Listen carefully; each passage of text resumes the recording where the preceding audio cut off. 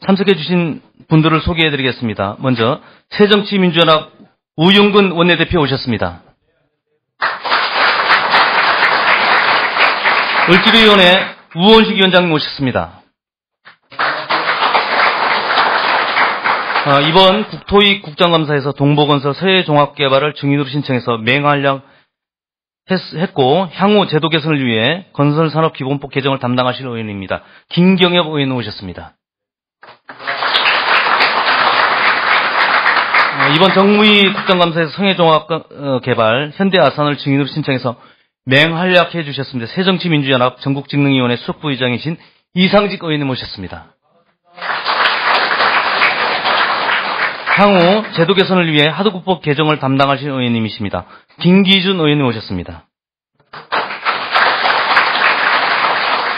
건설 불공정 하도급 제도 개선에 지속적인 관심을 갖고 노력하시는 의원님이십니다. 부자연 의원님 오셨습니다. 외빈을 소개해드리겠습니다. 대한전문건설협회 중앙회 회장 표재석 회장님 오셨습니다. 그리고 뒤에 앉아서 계신 분들은 대한전문건설협회 회원사에서 오셨는데 우리 전문건설업의 회장님들이십니다. 박수 한번 다 같이 크게 격려 박수 부탁드립니다. 인사 말씀을 듣는 순서입니다. 먼저 우원식 위원장님의 여는 말씀이 있겠습니다.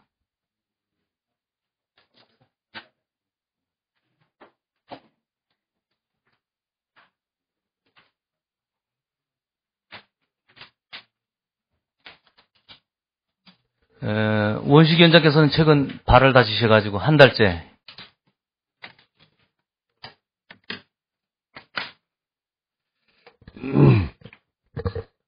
제가 축구를 좋아해서 나이 드신 분은 공 차지 마십시오.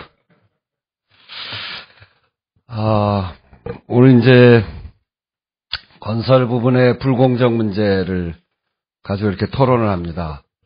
저희 을지로위원회가 남양유업 사태를 거치면서 갑의 횡포, 을의 눈물 이걸 막아야 된다 이런 생각으로 시작한 지가 벌써 한 1년 반이 넘어가는 시점인데요. 오늘 아침에도 아주 집에서 나오면서 우울한 뉴스를 봐서 12살짜리 아이가 일가족 함께 자살하면서 유서를 썼다 이런 걸 보면서 우리 사회가 참으로 어렵구나. 을지로위원회가 자기 일한 만큼의 권리를 갖게 하는 일한 만큼의 대가를 갖게 하는 일을 계속 해야 되겠습니다만 이런 불공정 또는 어려운 사람들의 문제 이런 것들이 잘 해결되지 않는 그런 상황이어서 더 열심히 해야 되겠다 하는 생각을 하게 됩니다.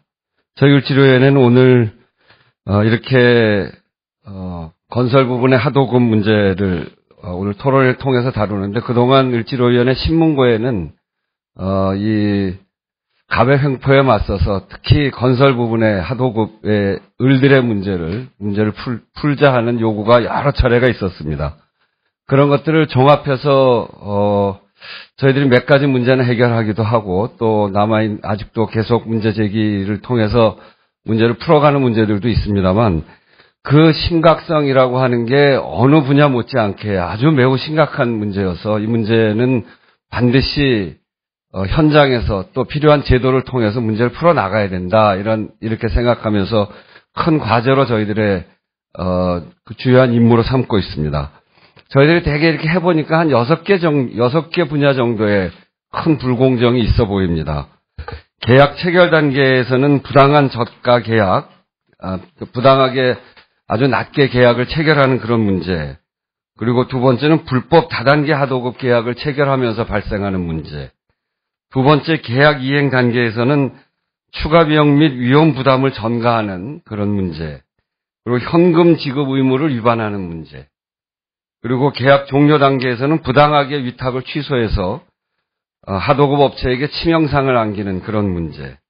그리고 장기간의 하자 담보 책임 설정 및 의무 부과를 지우는 이런 문제들로 해서 하도급 업체들이 굉장한 신음을 하고 있는 상황, 이런 상황인 것 같습니다.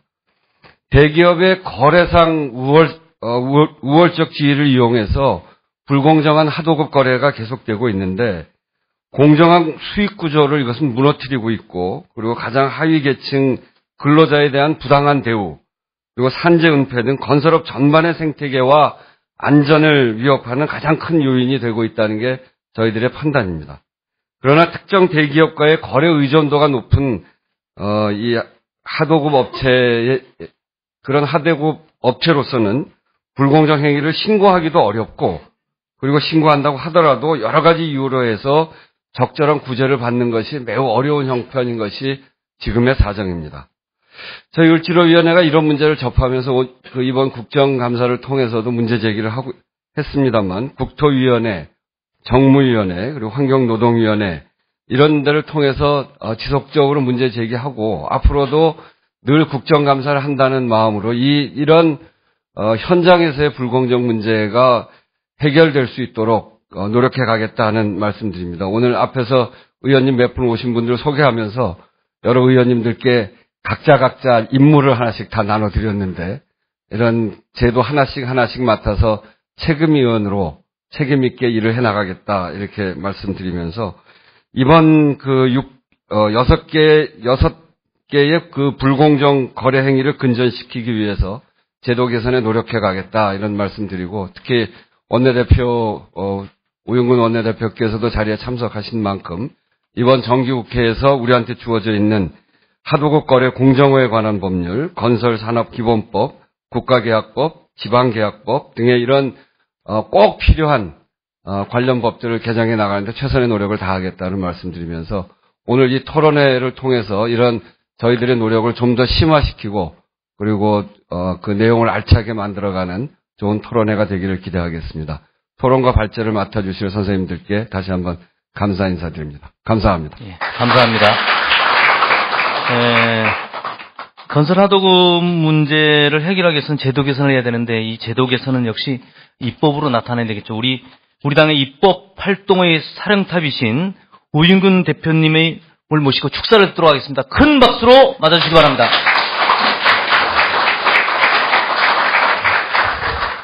네, 오늘 이 건설 불공정 하도급 실태 진단 제도 개선에 우리 새정치민주연합에 가장 역량 있는 의원들이 다 모이신 것 같아요. 우리 우원식 위원장이야말로 우리 당의 보배입니다. 아니, 당의 보배가 아니라 우리 대한민국의 이 의료 입장에서 살아가는 분들에게는 가장 큰 힘이고 희망이다 하는 생각을 합니다. 또 우리 김경엽, 이상직, 김기준 부자위원 의원들 다 일당백을 할 수 있는 분들이기에 그분들을 있는 한은 이 불공정 하도급이 반드시 올 정기국회에서 고쳐지도록 저도 힘을 보태겠습니다. 아까도 말씀드렸지만 우리 위원장께서 이 계약 체결부터 계약이 이행되는 전 과정에서 불공정 행위가 일어나고 있다. 특히 저도 변호사를 오래 해봤습니다마는 이 하도급 관련해서 이 공사대금 결제랄지 이런데 또 다단계 하도급 이런 등등의 문제가 굉장히 심각하구나 하는 걸 예전에 공사대금 소송이랄지 이런 걸 통해서 조금은 엿볼 기회가 있었습니다. 이제는 이러한 것들을 법과 제도를 통해서 고쳐야 할 때다 하는 생각을 하고 있는데요.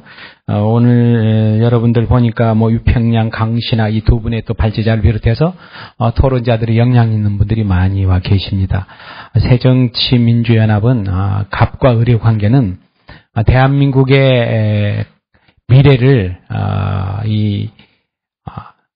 발목을 잡는 가장 구조적인 결함 중에 하나라고 생각하고 있습니다.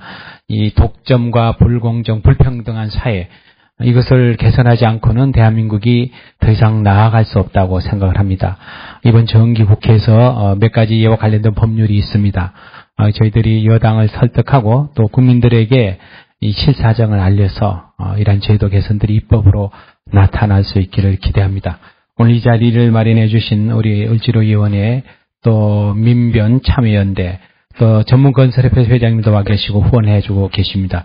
아무쪼록 좋은 결론을 도출해 주시면 금명에 따라서 입법으로 저희들이 이행토록 하겠습니다. 감사합니다. 고맙습니다. 네, 감사합니다.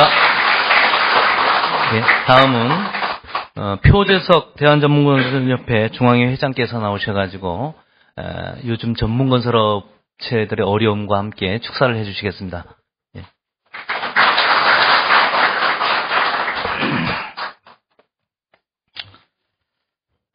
오늘 인사 말씀을 드리기에 앞서서 우리 을지로위원회 위원장님을 비롯해서 우영근 원내 대표님 또 이상직 의원님 많은 분들이 우리 전문건설업을 사랑하고 또 의뢰 입장에서 이렇게 대변을 많이 해주시나 정말 기쁘게 받아들이면서 그 안에 많은 일들이 많았죠. 아까 위원장님께서 말씀하셨지 않습니까? 저가 하도급 관계, 또 부당특약 관계, 또 그 다음에 수주서부터 끝나는 하자 보증까지 이러한 일련의 사태가 우리 전문건설업에 산재되어 있다. 이런 말씀을 드리고 우리 전문건설업은 어떤 회사냐?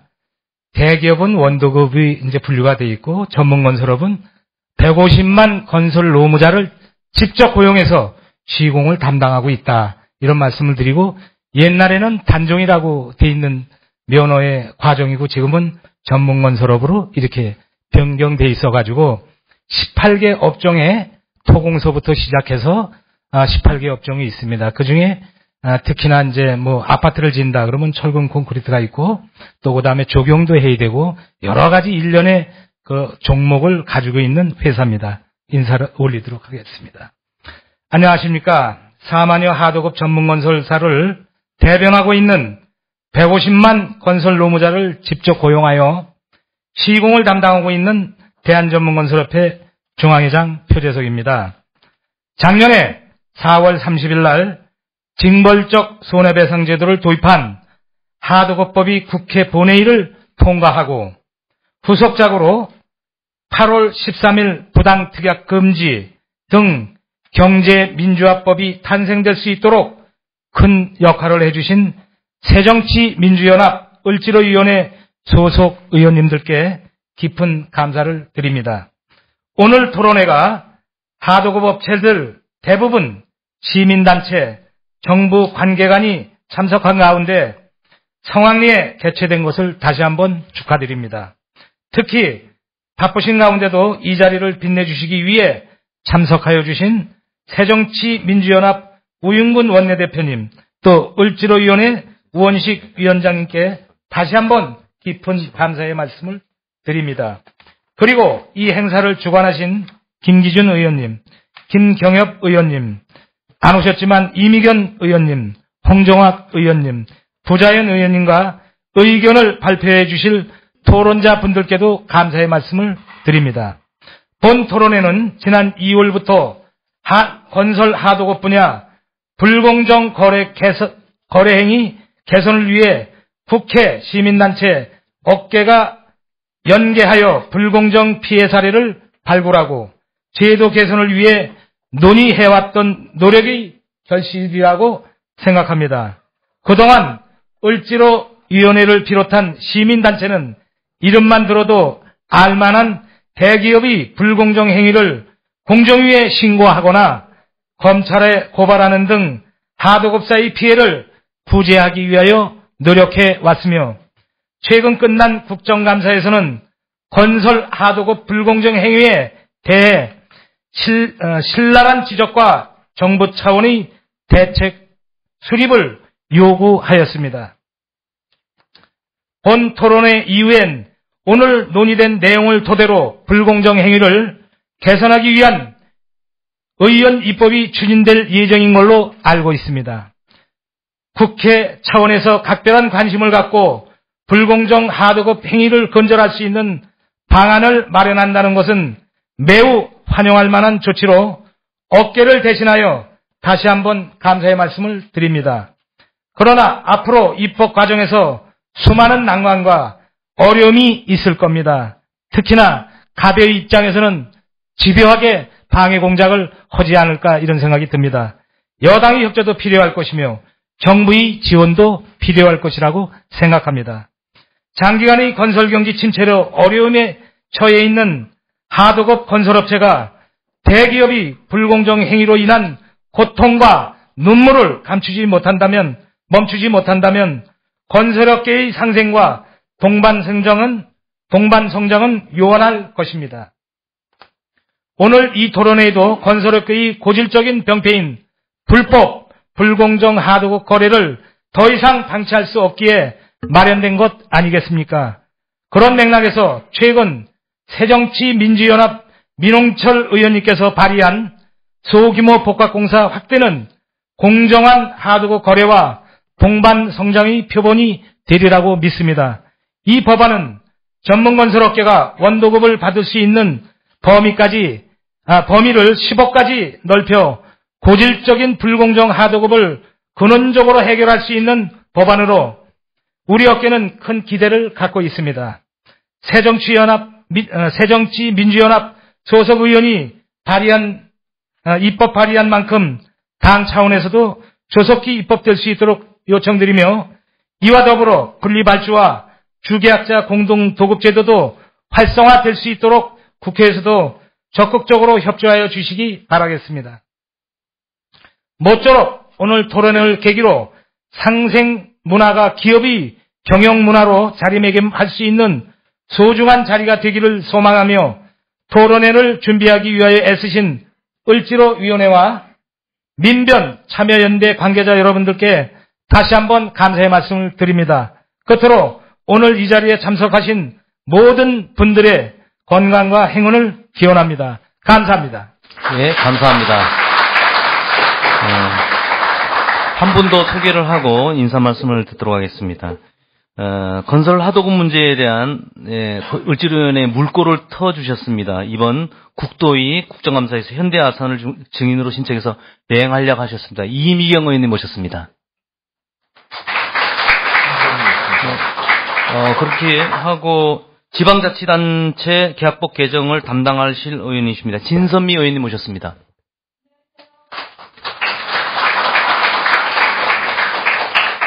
다음은 김경엽 의원께서 건설 불공정 하도급 국정감사 진행 내용과 향후 제도 개선에 대한 의지를 말씀해 주시겠습니다. 큰 박수로 맞아주시기 바랍니다.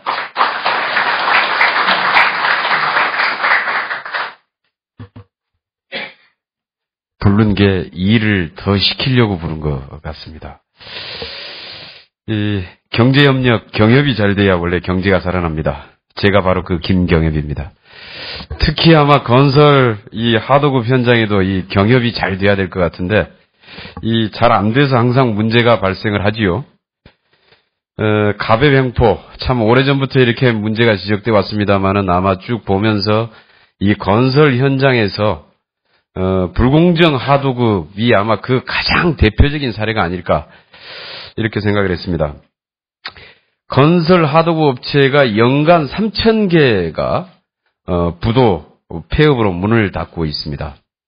금년 통계를 봤더니 7월 달까지 해가지고 1,700 몇 개가 벌써 그렇게 되고 있는데요.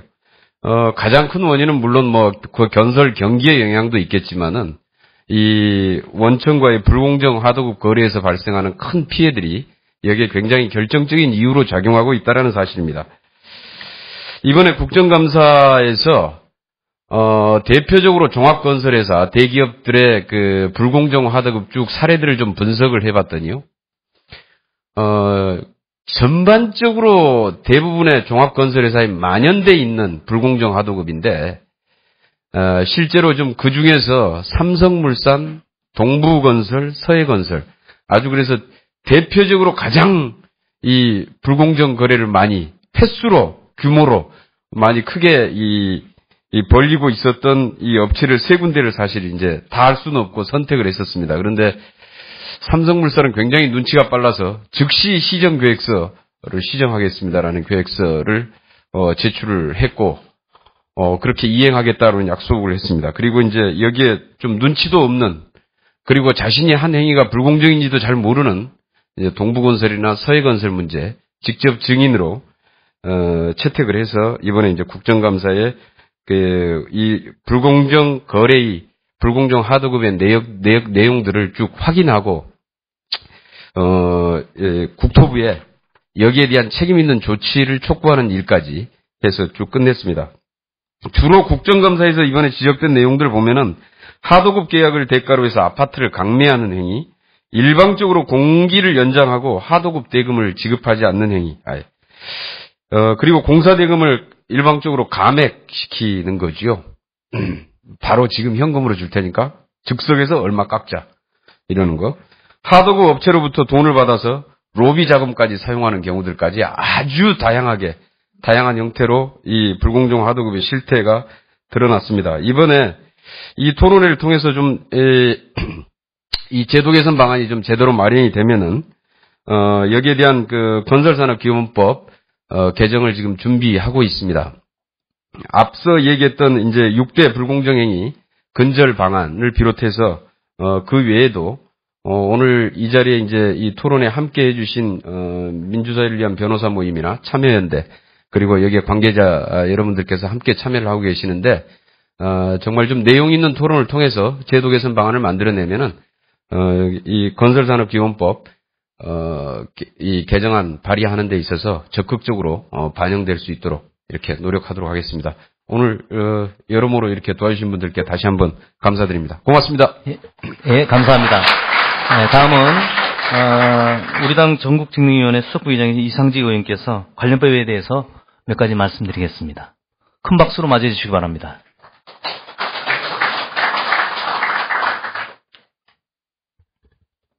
새정치민주연합 직능위원장을 맡고 있는 이상직입니다. 먼저 표재석 회장님과 전문 건설업체 회장님들 환영합니다. 그리고 우리 참여연대와 민주 변호사회 이런 좋은 세미나를 해준 데 대해서 감사의 말씀을 드립니다. 좋으신 말씀 다 했기 때문에 간단히 법이 어떻게 만들어졌고 어떻게 진행된가 몇 가지 좀 놓친 부분이 있어가지고 말씀을 드리겠습니다. 직능위원장이란 각 직능단체, 이래서 전문업체에서 필요한 법이 뭔지, 어떤 제도 개선이 필요한지, 예산이 뭔지 파악해서요, 당대표한테 전달하고, 당대표가 그걸 소화해서 원내대표와, 지금 전문건설업종 같은 경우에는 국토교통위와 또 우원식 의원님 계시는 한노위, 그리고 제가 있는 정무위에서 공정거래 이런데 의원들한테 할당을 줘가지고 법을 만들고 또 국정감사에서 증인으로 신청해서 이제 그런 일을 하게끔 하는 심부름하는 자리입니다. 그래서 이제 몇 가지 말씀을 드리겠습니다. 조금 전에 말씀하셨던 징벌적 손해배상 제도가 대한민국에 처음으로 도입됐습니다. 이제 정무위에서 만들었고요. 정확히 말하면 납품단가 후려치면 징벌적 손해배상 3배였죠. 그리고 이제 부당거래, 부당반품 이런 게 있는데, 그건 제가 만든 법입니다.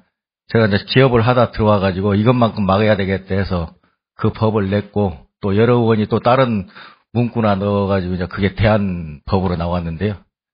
그런 법을 만들었다는 거 하고요. 근데 두 번째 이제 그 법을 납품단가 후려치면 제보를 해야 되는데, 그 협력업체에 탈락하니까 설비 투자나 직원을 다 뽑아내는데 탈락하잖아요. 그래서 그것도 못하게 보복조치금지법을 통과를 시켰습니다. 그러니까 그 제도를 좀 활용하시고요. 그 과징금이 아니라 손해본 만큼 배상을 받을 수 있는 법이니까요. 거기서 좀 또 지나 보니까는 4대 강부터 담합을 많이 했죠. 90%가 넘다, 한 95% 되던데요. 정부 발주공사는 한 75%가 평균인데, 정부 돈을 이렇게 담합으로 가져간 거 아닙니까? 근데 이게 개인은 제재를 받는데 이제 법인이 제재를 안 받고 이게 잘못되어 있더라고요. 그런 법을 또 냈고요. 이번에 지금 을지로위원회에서 의원실님 부탁도 하고 이렇게 상임위 관련된 일이지만 현대 아산 서해 이렇게 증인 신청해서 공정거래위원장하고 이야기한 게 이 공사를 하면 납품단가 후려치는 것도 있고요. 두 번째로 공사대금을 안 주고 아파트로 다 떠넘기잖아요. 이 부분에 질의를 했는데 서해건설 같은 경우 3년이 지나가지고 그에 해당 사항이 없다 이렇게 말을 했어요. 근데 불공정거래법 보면 하도급에 불공정에 관한 법률 보면 5년 동안 할 수 있는 게 돼 있는데 의지만 있으면 할 수 있는데 3년이 지났다는 이런 말이었습니다. 그래서 그것도 연도를 5년으로 맞추는 이런 법들을 또 준비를 하고 있고요. 아까 이제 민홍철 의원님의 소규모 복합 공사에 관한 법률이라든가 기준형님이 하는 하도급 공정에 관한 법률, 또 아까 김경희 의원이 말한 이런 법들을 당대표, 원내대표 해가지고 잘 되게끔 하겠다는 거 말씀드리면서요. 혹시 여기서도 빠진 게 있으면 각 상임위 을지로위원 우원식 위원장님을 통하시면요. 제가 직능위에서는 그걸 받아가지고 당대표한테 말해가지고 심부름해가지고 여러분들의 현안을 해결하면서 의료 눈물을 닦아주는 일을 열심히 하겠습니다. 다시 한번 축하드립니다. 예. 예, 감사합니다. 네, 다음은 이제 토론회로 넘어가도록 하겠습니다. 의원님 혹시 말씀하실 게 있어요? 네네. 오늘 토론회는 참여연대 상임집행위원회 부위원장이신 김성진 변호사께서 해주시겠습니다. 발제자 토론자 분들께서는 앞으로 나와 주시기 바랍니다.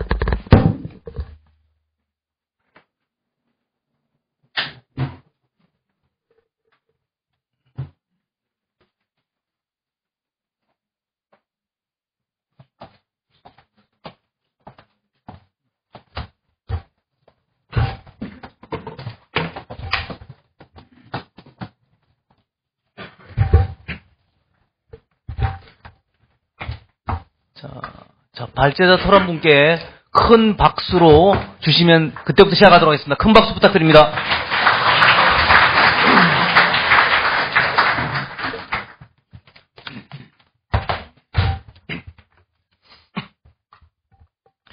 안녕하세요. 김성진 변호사라고 합니다. 참여연대 집행위원회 부위원장을 맡고 있고요.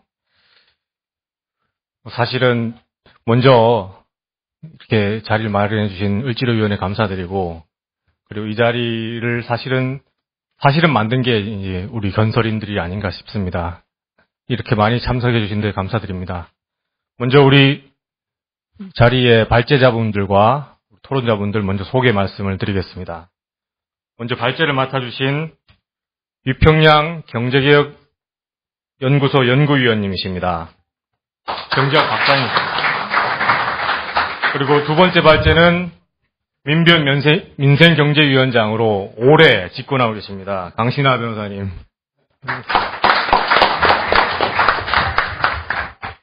그리고 토론자분들 소개드리겠습니다. 토론자 첫 번째로 박승국 대한건설정책연구위원님 오셨습니다. 그리고 두 번째 토론자로 이동우 변호사님이신데요. 민변 민생경제위원회 하도급 TF 팀장으로 계십니다. 세 번째 토론자는 서울시에서 나오셨습니다. 서울시 도시안전실 하도급 관리팀장이십니다. 최익수 팀장님. 네 번째 토론자는 국토교통부 건설경제과장이십니다. 김정희 과장님 오셨습니다.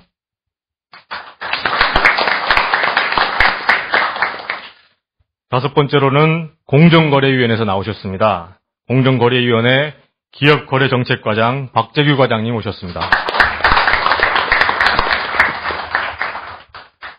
이렇게 간단하게 소개 말씀드렸고요. 사회자가 원래 말이 길면은 재미없어 하더라고요. 그래서 저는 간단하게 말씀드리겠습니다. 특별히 드릴 말씀이 긴 건 아니고, 가불관계 대표적인 사례가 바로 우리 원하청 간의 하도급 거래 아닌가 생각합니다. 국민들 모두가 그렇게 알고 있고요. 근데 그 문제는 구조적이고 그 문제 심각성이 장기적으로 누적되어 왔음에도 불구하고 지금까지 제대로 시정이 안 되고 있다는 것입니다. 그 시정을 그럼 어떻게 하느냐? 시정을 어떻게 하느냐? 그 방법을 알기 위해서 우리가 모였죠. 그 방법을 실현하기 위해서 우리가 모였습니다. 그것은 법을 강화하고 그 강화된 법을 가지고 강하게 집행할 수 있는 그런 행정 권력의 뒷받침이 필요한 것입니다. 먼저 그러면 법을 강하게 만들어야 되는데 그 법을 어떻게 하면 강하게 만들 것이냐? 답은 하나입니다. 당하고 있는 분들이 모여야 됩니다. 당하고 있는 을들이 모여서 요구를 해야 됩니다. 법을 만들어 달라고 요구를 해야 됩니다. 오늘처럼 모이셔야 됩니다. 이렇게 모여서 우리의 문제를 공유하고 과연 우리의 문제가 무엇인지, 그럼 이 문제를 해결하기 위해서 정책 대안이 무엇인지를 오늘 공부하는 자리 같습니다. 그래서 정책 제안을 가지고 구체적 입법까지 저희들은 의원님들께 부탁하러 이 자리까지 왔던 것 같습니다. 그래서 이러한 구체적 입법까지 이르기 위해서는 무엇보다 중요한 것은 오래 단결된 힘이 아닐까 싶습니다. 그래야지 의원님들도 힘을 받고 더더욱 입법 활동에 더욱 전념할 수 있게 되는 것 같습니다. 그래서 첫 번째로 을들의 단결된 힘을 가지고 의원님들을 잘 복돋아가면서 입법운동에 나서야 된다는 것이 저희들의 지금까지의 경험이고 성과라고 생각합니다. 아시겠지만 가맹사업법 어떻게 개정됐습니까? 24시간 억지로 일해야 되는 그런 무지막지한 현실 그런 것들 다 법으로 이제 규제가 되고 있습니다. 마찬가지로 지금 전문 건설업을 옥죄고 있는 하도급의 사슬, 부당한 불공정한 거래 이런 것들을 법으로 규율해낼 수 있도록 이제 입법 운동에 우리가 모두 나서야 할 것 같습니다. 그러한 성과를 낼 수 있는 극적인 계기가 오늘 이 자리가 아닌가 싶고 그 내용들을 한번 우리가 들어보고 그런 입법 방향에 대해서 공유하는 그런 자리가 되었으면 좋겠습니다. 먼저 위평양 박사님 발제를 듣도록 하겠습니다. 위평양 박사님께서는 경제학 박사로서 불공정 하도급 거래가 초래하는 경제적 비효율성에 주목하고 계십니다.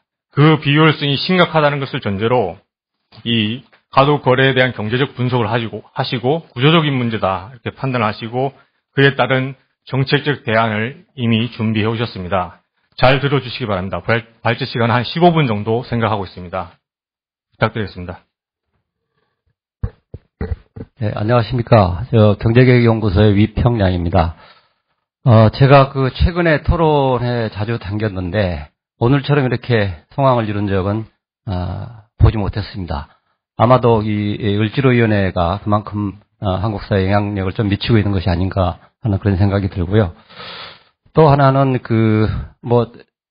옆에서 소개를 못했으니까 제 소개를 하자면, 민주당과의 관계는 조금 됐습니다. 2011년 경제민주화위원회, 특별위원회, 그때부터 제가 이제 재벌개혁하고 하도급 거래 관련돼서 법안을 만들고 했던 그런 인연이 있어서 2009년부터 제가 이제 하도급과 관련된 대기업과 관련된 여러 가지 문제를 하다 보니까 정말로 제가 느끼지 못했던 갑과 을의 이런 관계가 정말 대한민국의 경제 발전을 정말 저해시키고 있다. 그런 관점에서 관련돼서 보고서를 많이 쓰다 보니까 사실 여기까지 불려온 것 같습니다. 자, 문제는 이제 여기 오늘의 이제 토론 주제가 건설업인데 저는 이제 저보다는 이제 건설업이 현장에 계신 분들이 훨씬 더 잘 알 것으로 보고 저는 이제 우리나라 하도급 거래 전반에 관한 일반적 이야기를 잠시 드리고자 합니다.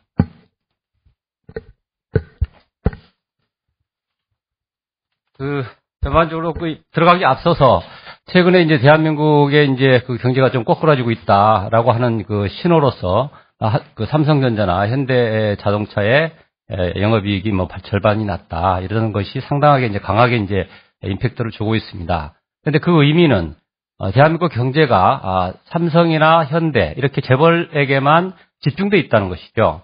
경제력 집중의 문제입니다. 그다음에 그러다 보니까 당연하게 또 중소기업들도 어렵다는 거 아니겠습니까? 중소기업을 잘 살려야만이 이렇게 대한민국 경제가 어렵지 않다는 것을 우리가 알 수 있을 것이고, 중소기업은 다시 한번 또 거기에 하도급과 관련되어 있습니다. 하도급의 이제 불공정한 거래, 불법적 거래 이런 것들이 제대로 이제 바로 섬으로 인해서 상당하게 대한민국 경제가 잘 돌아갈 것이다. 그리고 우리의 이제 을들이나 혹은 우리 국민 일반이 더 잘 살게 될 것이다라고 하는 데는 확신합니다. 그런데 이렇게 되다 보니까 결국 최근에 이제 또 전반적으로 어떤 문제가 나타나냐면 영업이익이 하락하고 매출액이 떨어지니까 하도급 기업들에게 하도급 단가를 깎아달라. 그리고 강제적으로 구조조정을 해라. 이런 요구가 있다는 어떤 제보들이 있습니다. 그런데 이것은 어찌 보면 당연한 일인 것 같긴 하지만 문제는 이 자발성인 것이죠. 그래서 이것이 이제 한국의 하도급 거래 관계가 수직적이고 혹은 정석적이고 이런 구조라는 것이 상당히 문제다라는 말씀드리고요. 그래서 이것은 이제 감독 당국이나 이런 곳에서 특히 이제 경제가 이제 꼬꾸라질 때 상당히 좀 조심해서 면밀하게 좀 살펴봐야 되는 거 아닌가 싶고요. 또 하나는 이렇게 되는 것은 결국은 이제 하도급 할 때 결국은 그러니까 전속성이라고 합니다. 다른 곳에 납품할 수 없게 한다든지 다른 공사를 할 수 없게 한다든지 이런 것들 때문에 경기가 하강하게 되면 그런 양상이 나타나는 것입니다. 그렇기 때문에 이제 전속성을 완화시킬 수 있는 여러 가지 대안이 있습니다. 그런 대안도 나중에 얘기가 될 수 있을 것이고요. 앞서서 말씀 나왔습니다만 서면 계약이 여전히 행행하고 있습니다. 이제 경기가 거꾸라지니까 어떤 기업이 영업이익이 떨어지거나 매출액이 줄어들게 되니까 기업 실적이 안 좋다고 해서 담당 임원이나 직원을 다른 계열사로 파견을 내거나 이렇게 전보 조치를 해버립니다. 그렇다면 아무런 근거가 없는 하도급업자들은 그냥 손 놓고 누구에게 하소연도 할 수 없는 그런 상황이 여전히 지금 발생하고 있다. 또 하나는 대기업의 그 임원이나 직원으로 퇴직했던 사람들이 회사를 만듭니다. 회사를 만든 것까지 좋은데 사실상 거기에 설비가 거의 없거나 아주 그 모양만 낸 그런 설비를 가지고 회사를 차려놓고 그 아래에 이제 그 기존의 하도급 업체로부터 물건을 이제 물량을 받는 것이죠. 그래서 결국은 이게 도광수 형식입니다. 전혀 이제 어떤 그 공력을 들이지 않고도 이런 양상이 지금 계속적으로 발생되고 있다. 지난 10여 년 동안 하도급법이 상당하게 개정이 되어 왔습니다. 그럼에도 불구하고 지금도 여전히 이런 그 불법적 형태가 진행되고 있다는 것은 법의 문제일 뿐만 아니라 제가 이제 강조하고자 하는 하도급법 문제만으로 이것이 해결될 것인가? 그렇지 않다고 봅니다. 따라서 나중에 얘기 나옵니다만 결국은 이제 각종 관련 산업법에 충분한 어떤 그 보완 장치를 마련해 주는 것이 필요하다라는 말씀을 드리고 싶습니다. 서론이 좀 길었습니다. 저는 이제 2000년 이후에 지금 이제 2012년 됐죠. 그래서 결국은 새로운 어떤 국면이다. 무슨 말씀이냐면 2000년 이후에 경제위기 이후에 그리고 이제 2008년 경제위기 또 발생했고 해서 그 이후에 또 한편으로 보면 FTA가 아주 일반화되어 가고 있고 그래서 결국은 중소기업이 살 수 없는 그러니까 어떤 그 시장의 거래 질서가 파괴될 수밖에 없는 상황이다.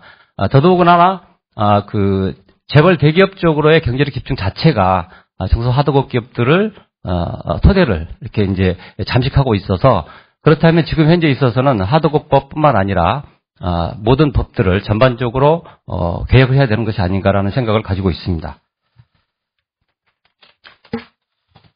그래서 이제 저는 이제 우리나라 하도급으로의 이제 이론적 고찰인데 이론은 사실은 따분하기도 합니다. 따분하기도 해서 간략하게 이제 몇 말씀만 드리고 넘어가겠습니다. 하도급 구조 자체가 이제 한 3가지 정도 이론이 있는데, 그러니까 진화 가설이 있고 이중 구조 가설이 있고 네트워킹과 클러스팅 어떤 그 가설이 있습니다. 아울러서 이제 우리나라 같은 경우는 대표적으로 이제 일본식과 미국식이 있는데 하도급 거래 구조에는 2가지가 있습니다만 한국은 2가지가 지금 복합적으로 어떤 혼재되어 있다라는 말씀을 드리고요. 우리나라 하도급 구조가 결국은 이제 하루 이틀 된 것이 아니라 자연적인 어떤 현상이 있습니다. 그러나 이것이 이제 1970년대 말에 4차 5개년 개발 때 산업 발전 정책으로서 고유 중소기업형하고 전문 계열화형, 대기업형화형으로 해서 구분해서 발전을 시켰습니다. 그래서 중소기업을 주로 이제 소재 부품 쪽으로 강화시켰는데 어느 정도의 이 효과는 있었습니다. 이제 그것이 90년대 초중반에 부품 산업을 계열화하고 중충화하자라는 쪽으로 해서 진행을 시켰습니다만 이것이 이제 대기업과 하도급 기업의 공동 발전을 목표로 했으나 이것이 충분하게 이제 발전되지 못했고요. 그 이후에도 복합 계열화 구조로 이행을 또 목표로 했습니다만 순전히 이거는 이제 이론적으로 진행이 됐던 부분입니다. 그런데 그것이 결국 실패했다. 그래서 여전히 지금 복잡한 거래 관행 다단계 구조 이것들이 나타나고 있어서 결국은 우리가 이제 하도급 구조로 하게 되면 리스크를 분산하고 또는 그다음에 이제 여러 가지 효과가 있습니다. 비용 절감 효과도 있고 기술 개발, 품질 향상 효과, 그다음에 상호 이제 학습 효과 이것들이 다 있는데 이것들이 이제 어느 정도 고착이 되면서도 다른 한편으로는 97년 경제위기 이후에 하도급 구조가 긍정적인 이런 효과보다는 아주 부정적인 효과, 즉 수탈적 구조로 변모되고 있다. 그러니까 여러분도 아시다시피 이제 분업의 효과라고 하는 것은 굉장하게 이제 효율성을 극대화하는 것인데 그 분업의 효과가 아니라 이것이 이상하게 수탈적 구조로 전환되고 있다. 이것이 바로 건설업에 나타나는 다단계 하도급 구조다. 이렇게 말씀드릴 수가 있겠고요.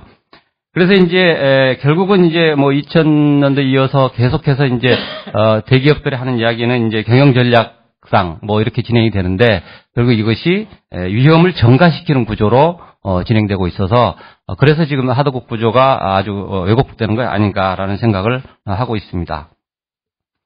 그다음에 이제 하도급 주요 특성인데 각 분야별로 제가 이제 산업마다 몇 가지를 해놨습니다. 이걸 다 설명하기는 그렇고요. 하도급 구조를 단순화하면 발주하고 그다음에 제작해서 납품하는 관계입니다. 그런데 이것이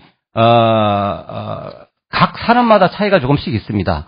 그런데 이게 이제 우리나라에서는 앞서 말씀드린 것처럼 한 10여 년 이상, 제가 이제 보니까 2006년도부터 하도급법 자체가 상당히 이제 발전이 된 걸로 제가 판단하는데, 여전하게 이런 불공정 혹은 불법적 거래가 진행되고 있는 것은 이런 산업마다의 특성을 무시하고 있는 것이 아닌가라는 생각을 하게 되었고요.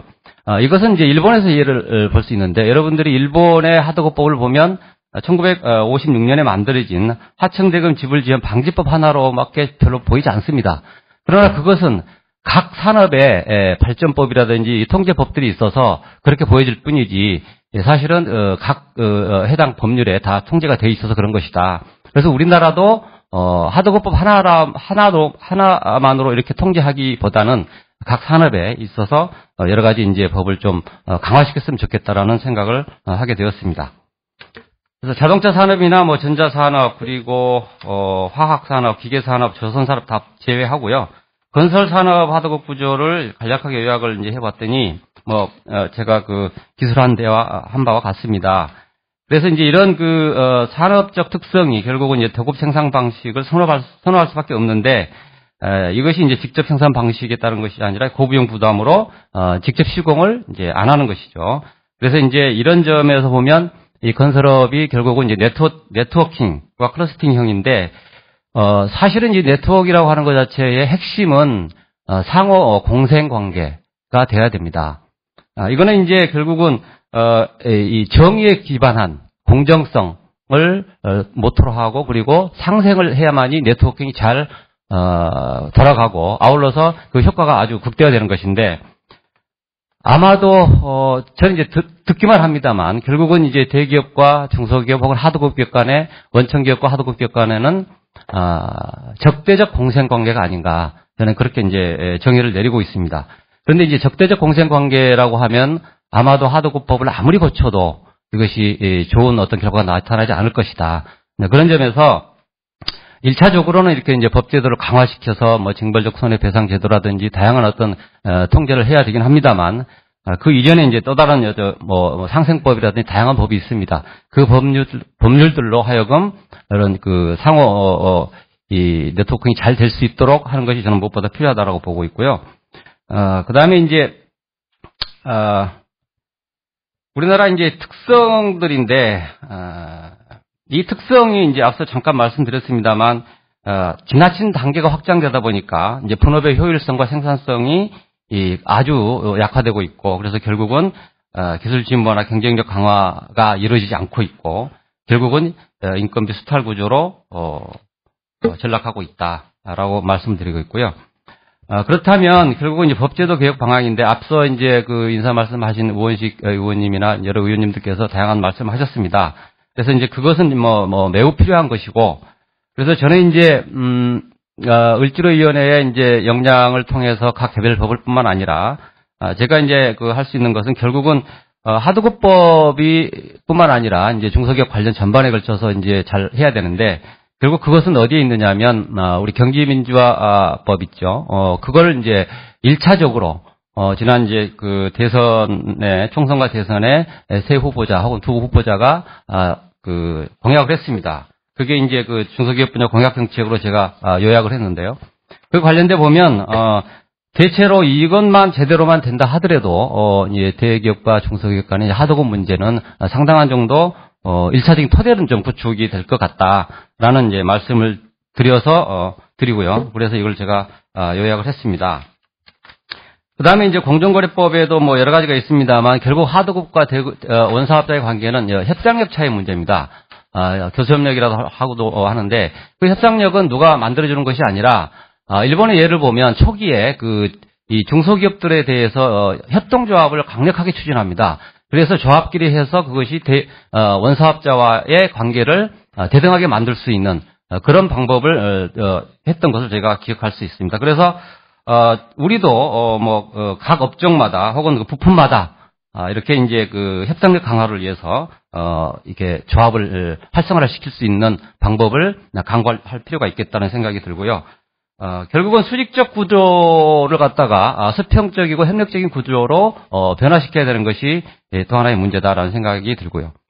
그다음에 이제 공정거래법상에 제가 이제 계속 주장을 하고 있는데 공동행위에 있습니다. 이제 공동행위 예외 규정이 있는데 거기 중소기업과 관련된 예외 규정이 있습니다.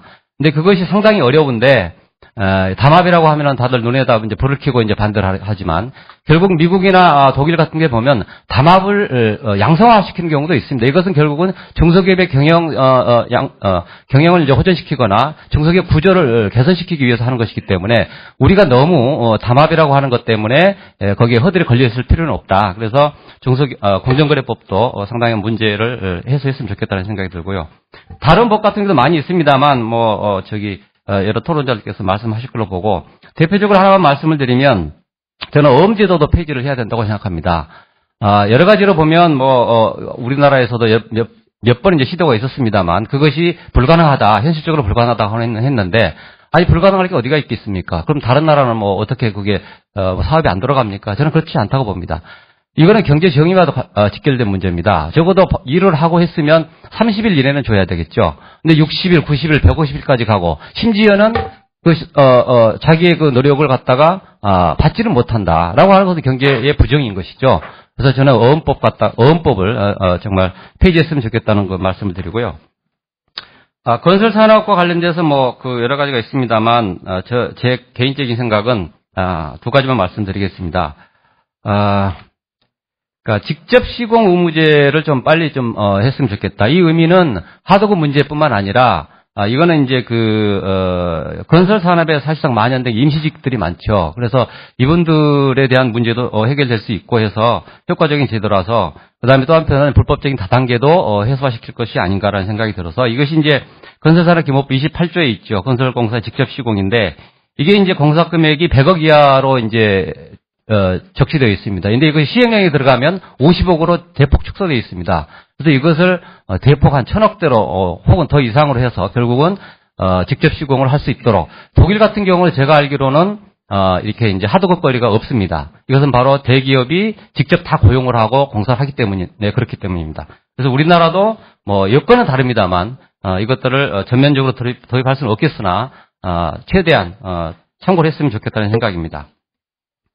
그 다음에 이제 건설산업이 담합이 많은데, 담합은 여러 가지 지적이 됩니다만, 제 생각으로는 우선은 건설산업의 외형적으로 좀 경쟁적인 것처럼 보이는데 사실은,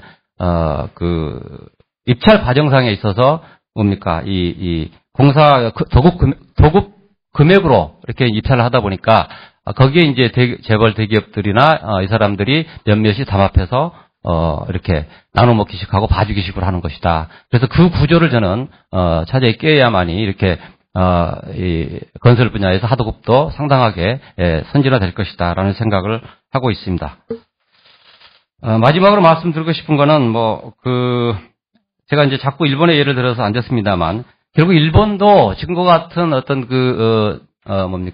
하도급 거래 구조로 정착되기는 꽤 많은 시행착오가 있었습니다. 그런데 거기서 핵심은 정부가 아주 지속적이고 강력하게 추진해 와서 지금의 이제 하도급 질서를 이렇게 정착시킨 것이 아닌가라는 말씀을 드리고 싶고 그래서 을지로위원회 및 의원님들의 어떤 각별한 어떤 지지와 지원과 법안을 이렇게 만들어줬으면 하는 바람입니다. 이상으로 간단하게 마치겠습니다. 감사합니다. 네. 유평양 박사님께서 아주 칼같이 발제 시간을 지켜주셨습니다. 참 많은 내용이고 소중한 내용입니다. 이 문제의식을 바탕으로 해서 정책 대안으로서 공정위의 전속고발권 폐지라든가 3배 손해배상제도 그리고 협상력 강화를 위해서 협동조합 제도를 더 활성화할 필요가 있다 이런 말씀이고 어음제도의 문제점도 지적하셨습니다. 그리고 직접 공시 의무제 도입하고 직접 시공 의무제 도입하고 담합 시의 손해배상을 더 강화하자는 취지의 말씀하셨습니다. 마지막으로 일본의 사례에서 보듯이 정부의 적극적인 개입 의지가 무엇보다 중요하다는 말씀으로 마무리해 주셨습니다. 이 정도로 말씀 듣고 두 번째 발제로 우리 강신하 변호사님 민변민생경제위원회 위원장으로서 4년간 하도급 문제에 관심을 가지시고 많은 글들을 또 발표해 주셨습니다. 이번에 강신하 변호사님께서는 이 건설 하도급에서 대표적인 문제가 되는 유형 6가지를 좀 분류하시고 각 유형별로 실제 사례 그리고 구체적으로 어떻게 하면 이런 문제들을 해결할 것인가까지 구체적인 정책 대안까지 지금 준비해 주셨습니다. 자세한 말씀 들어보도록 하겠습니다. 마찬가지로 발제 시간은 15분 정도 말씀 듣도록 하겠습니다. 예, 저희들 민변하고 참여연대에서 같이 상담하고 이렇게 실태 조사해서 건설 하도급에서 가장 문제가 되는 게 뭔가 해서 연구해서 같이 만든 결과입니다. 이게 우리나라 중소기업이 근로자 수가 90%의 정도에 해당하는데 사실은 임금을 보면 통계에 보면 2005년이 대기업이 57.5%고 위에가 199만 원으로 되어 있는데 이게 5개 같습니다.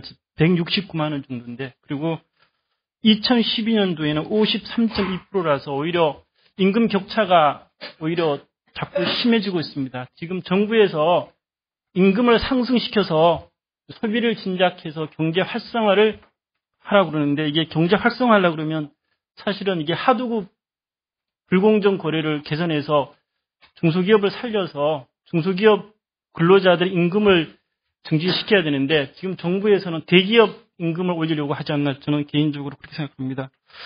그래서 근데 이게 중소기업이 여러 가지로 자꾸 이게 대기업하고 중소기업의 격차가 심해지는데 그 원인은 살펴보면 계약 체결 단계에서는 이게 입찰 단계에서부터 이제 종료까지 계속 있는데요. 입찰 단계에서는 이게 입찰할 때 그 예상 가격보다 이게 그걸 예상 가격을 낮게 줘가지고 예상 가격보다 높다고 그래서 자꾸 이게 유찰시킨 다음에 이게 낙찰 가격을 낮게 해서 그렇게 해서 좀 하청업체에게 불리하게 하고 또 다단계 하도급을 해서 원래 가격보다 쭉 원래 건설 하도급이 2단계만 돼 있는데 7단계까지 돼 있어서 중간에서 자꾸 이게 빼먹어서 돈을 이게 나중에 부실공사도 되고 임금이 제대로 지불되지 않은 것 같습니다. 그 다음에 두 번째는 이행 단계에서 추가 공사하고 이게 위험 부담을 원래 원청에서 그 부담해야 될 걸 하청업체에 떠넘겨서 이게 문제가 되는 것 같습니다. 이게 문제가 뭐냐면 이게 공사를 하다 보면 예상치 못하게 안반이 있다 그러면 그 안반 비용은 전혀 예상 못했는데 이걸 이제 그런 문제가 생길 때 무조건 하청업체에 떠넘기고 그리고 이게 문제가 뭐냐면 이게 추가 공사가 생기면 원래 하도급부에 보면 작업 지시서를 통해서 하게 돼 있는데 구두로 일단 시키고 나중에 뭐 정산을 하겠다 그러는데 나중에 이제 다 하고 나면 이제 현장 소장을 바꿔서 그렇게 구두 약정한 적 없다 이렇게 말하면 입증이 안 돼요. 그래서 소송에 가도 이제 판결할 때는 입증이 있어야 되는데 증거가 있어야 되는데 증거가 없으니까 대부분 지는 것 같습니다. 그래서 아주 이게 요즘 가장 문제가 많은 게 추가 공사와 관련해서 여러 가지 문제가 많은 것 같습니다. 네, 그리고 그 다음에 또 문제가 뭐냐면 이게 추가 공사를 시켰는데 이게 돈을 안 주고 원청에서 그러니까 이게 지연되면 원청에서는 공사가 지연됐다고 그래서 타결시키고 이제 취소시키고 이행보증금을 청구해버리면 하청업체에서는 이행보증금을 청구하면 이제 다른 공사 수주를 못합니다. 이게 보증을 받아야 되는데 이행보증금을 청구해버리면 다른 공사를 수주해도 보증서를 못 받아가지고 공사 수주 못하기 때문에 거의 부도에 이릅니다. 그래서 이런 경우가 되게 많은 것 같아요. 그래서 그러니까 보증서를 무기로 삼아서 이렇게 추가 공사도 시키고 원래 원청에서 부담해야 되는 뭐 산재 사고가 생기면 그것도 하청업체에 전가시키고 여러 가지 많은 부당한 행위를 하는 것 같습니다. 그다음에 마지막으로 이렇게 하자 담보 책임도 장기간 시키고 이런 여러 가지 문제가 생긴 것 같습니다. 먼저 여기 그래서 저희들이 조사하면서 6가지 불공정 거래 유형을 나눴는데 먼저 맨 처음에 보면 여기 26페이지 있습니다. 거기 보면 저가 계약 체결 이게 입찰 과정에서 발생하는 좀 불공정 거래입니다. 제가 어떤 상담하고 어떤 걸 보면 거기는 입찰을 4번인가 5번 유찰을 시킵니다. 그래서 원래 가격보다 상당 몇억 정도 깎아가지고 공사를 시키니까 이게 처음부터 저가로 공사를 해서 이게 하청업체가 되게 힘들게 되는 경우가 많은 것 같습니다. 그리고 원래 공사를 할 때 이제 하도급 금액과 발주처에서 하도급 금액으로 받은 금액의 82% 이하로는 하도급을 못 주게 돼 있는데 그걸 이제 조금 회피하기 위해서 가짜 계약을 맺어가지고 실제로는 82% 이하로 계약 맺고 또 발주처에 보고할 때는 허위로 그 계약서를 작성해서 제출하는 경우도 있고 다양하게 이렇게 하청 업체에게 골탕을 먹인 것 같습니다. 그래서 이게 이런 것을 해결하려고 그러면 유찰을 되면 아마 입찰 결과를 공개를 하면 아마 투명하게 될 것 같은데 또 공개를 하게 되면 원청은 이게 기업 영업 비밀을 공개한다 그래서 안 하는데 아마 통계 자료 붙은 거 보면 전문가의 견해에 따르면 오히려 공개하는 게 여러 가지로 유리하다. 그 원청에 아무런 피해가 없다. 이런 연구 결과가 있는 것 같습니다. 그 다음에 다단계 하도급이 이게 건설 그 업체 노동자들은 다단계 하도급을 만악의 근원이다. 이것 때문에 다단계 하도급 때문에 건설 근로자들이 임금이 너무 낮게 돼서 자살도 하고 뭐 여러 가지 문제가 가장 많은 것 같습니다. 이 다단계 하도급 원래 건설산업기본법에 보면 2단계까지만 하게 되어 있는데 이게 7단계까지 되고 그래서 한 단계 내려갈 때마다 이게 중간에 빼먹어가서 만약에 단계마다 내려갈 때마다 금액이 낮아지기 때문에 여러 가지 문제가 많이 발생되는 것 같습니다. 그리고 또 문제가 뭐냐면 이게 아무런 건설 면허를 이렇게 빌려가지고 이게 사실은 건설 면허를 빌려가지고 공사를 하고 건설 면허를 빌려준 사람은 그냥 5% 내지 10% 브로커 비용만 받으니까 이게 문제가 많은 것 같습니다. 그런데 이게 정부에서 단속을 해야 되는데 단속을 전혀 안 해가지고 제가 소송을 갔어도 소송에서 이제 재판 쟁점이 뭐냐면 건설 면허 대여냐 아니냐 이거 가지고 막 다투는데 사실은 이게 광금액이 펴져 있는데 전혀 단속을 잘 안 하는 것 같습니다. 그리고 단속을 해도 금액이 적어서 벌금 같은 게 거의 뭐 이게 무시하고 계속 관행적으로 이루어지는 것 같습니다. 그리고 이거 다단계 하도급을 규제하는 방법이 독일에서는 아까 먼저 발제하신 우리 박사님께서 하신 것처럼 직접 시공 제도를 택하고 있고 미국에서는 이 다단계 하도급을 규제하기 위해서 하도급 계획서를 제출하면 사후에 철저하게 감독하는 것 같습니다. 그래서 우리나라에서는 이게 직접 시공도 아니고 미국처럼 이게 철저하게 사후 감독도 하지 않고 그래서 거의 규제를 안 하니까 이게 다단계 하도급이 계속 이루어지는 것 같습니다. 그래서 서울시 같은 경우에는 최근에 아주 이 다단계 하도급 같은 경우를 이렇게 철저하게 사후 감독을 하려고 노력하는 것 같은데 사실은 이게 국가를 당사자로 하는 계약 또는 지방자치단체가 발주처가 되는 경우에는 이 하도급을 철저하게 감독할 수 있는 여건이 되는데 의지만 있으면 충분히 이런 다단계 하도급을 규제할 수 있다고 생각합니다. 그 다음에 추가 공사 비용과 위험 부담 증가 이거는 제가 말씀드렸지만 이거는 원청에서 부담해야 되는 걸 하도급 업체에 미루는 거죠. 그런데 이거는 이게 하는 방법이 아까 말했지만 서면으로 계약하고서 이렇게 추가 공사를 하면 아무 문제가 없는데 이게 서면 계약을 안 하고 구두로 하고서 나중에 정산하겠다 그러니까 근데 그걸 안 하면은 타결시키고 다른 업체 부른다 그러니까 하청 업체가 되게 힘든 것 같습니다. 그리고 또 이 계약을 맺어도 정식 계약서를 맺는 게 아니고 회의록을 꼭 작성하더라고 보니까 회의록은 뭐냐면 이게 계약서도 아니고 이게 되게 애매해요. 그래서 법정에다가 이게 회의록에 계약서라고 내면 또 원청에서는 이거 계약서가 아니다. 이거는 그냥 둘이 그냥 의견을 나눈 거다. 이렇게 되니까 이게 약정서로 입증이 안 돼요. 그래서 이게 법으로 이게 규제는 돼 있어도 이게 사실 현실적으로 이게 안 되는 것 같습니다. 그래서 또 법이 뭐냐면 이게 하도급법에 위반한 약정이 있어도 이게 또 무효가 안 됩니다. 이게 법에 또 법원에 가면 그래서 참 이게 법에는 아주 강하게 돼 있는데 현실로 이게 막상 문제가 분쟁이 생기면 하청업체에 되게 불리하게 돼 있어요. 그리고 공정위에 신고해도 이게 기간이 2년 걸려서 그 기간 동안에 회사가 망해가지고 뭐 이게 힘들어지고 그래서 법은 좀 되게 센데 실제 이게 현실적으로 분쟁이 생기면 하청업체에게 되게 불리하게 돼 있는 것 같습니다. 그래서 이걸 그러니까 이게 제도를 이제 직접 다루는 이게 국토부라든가 공정위에서 현실적으로 좀 강하게 규제를 할 필요가 있다고 생각합니다.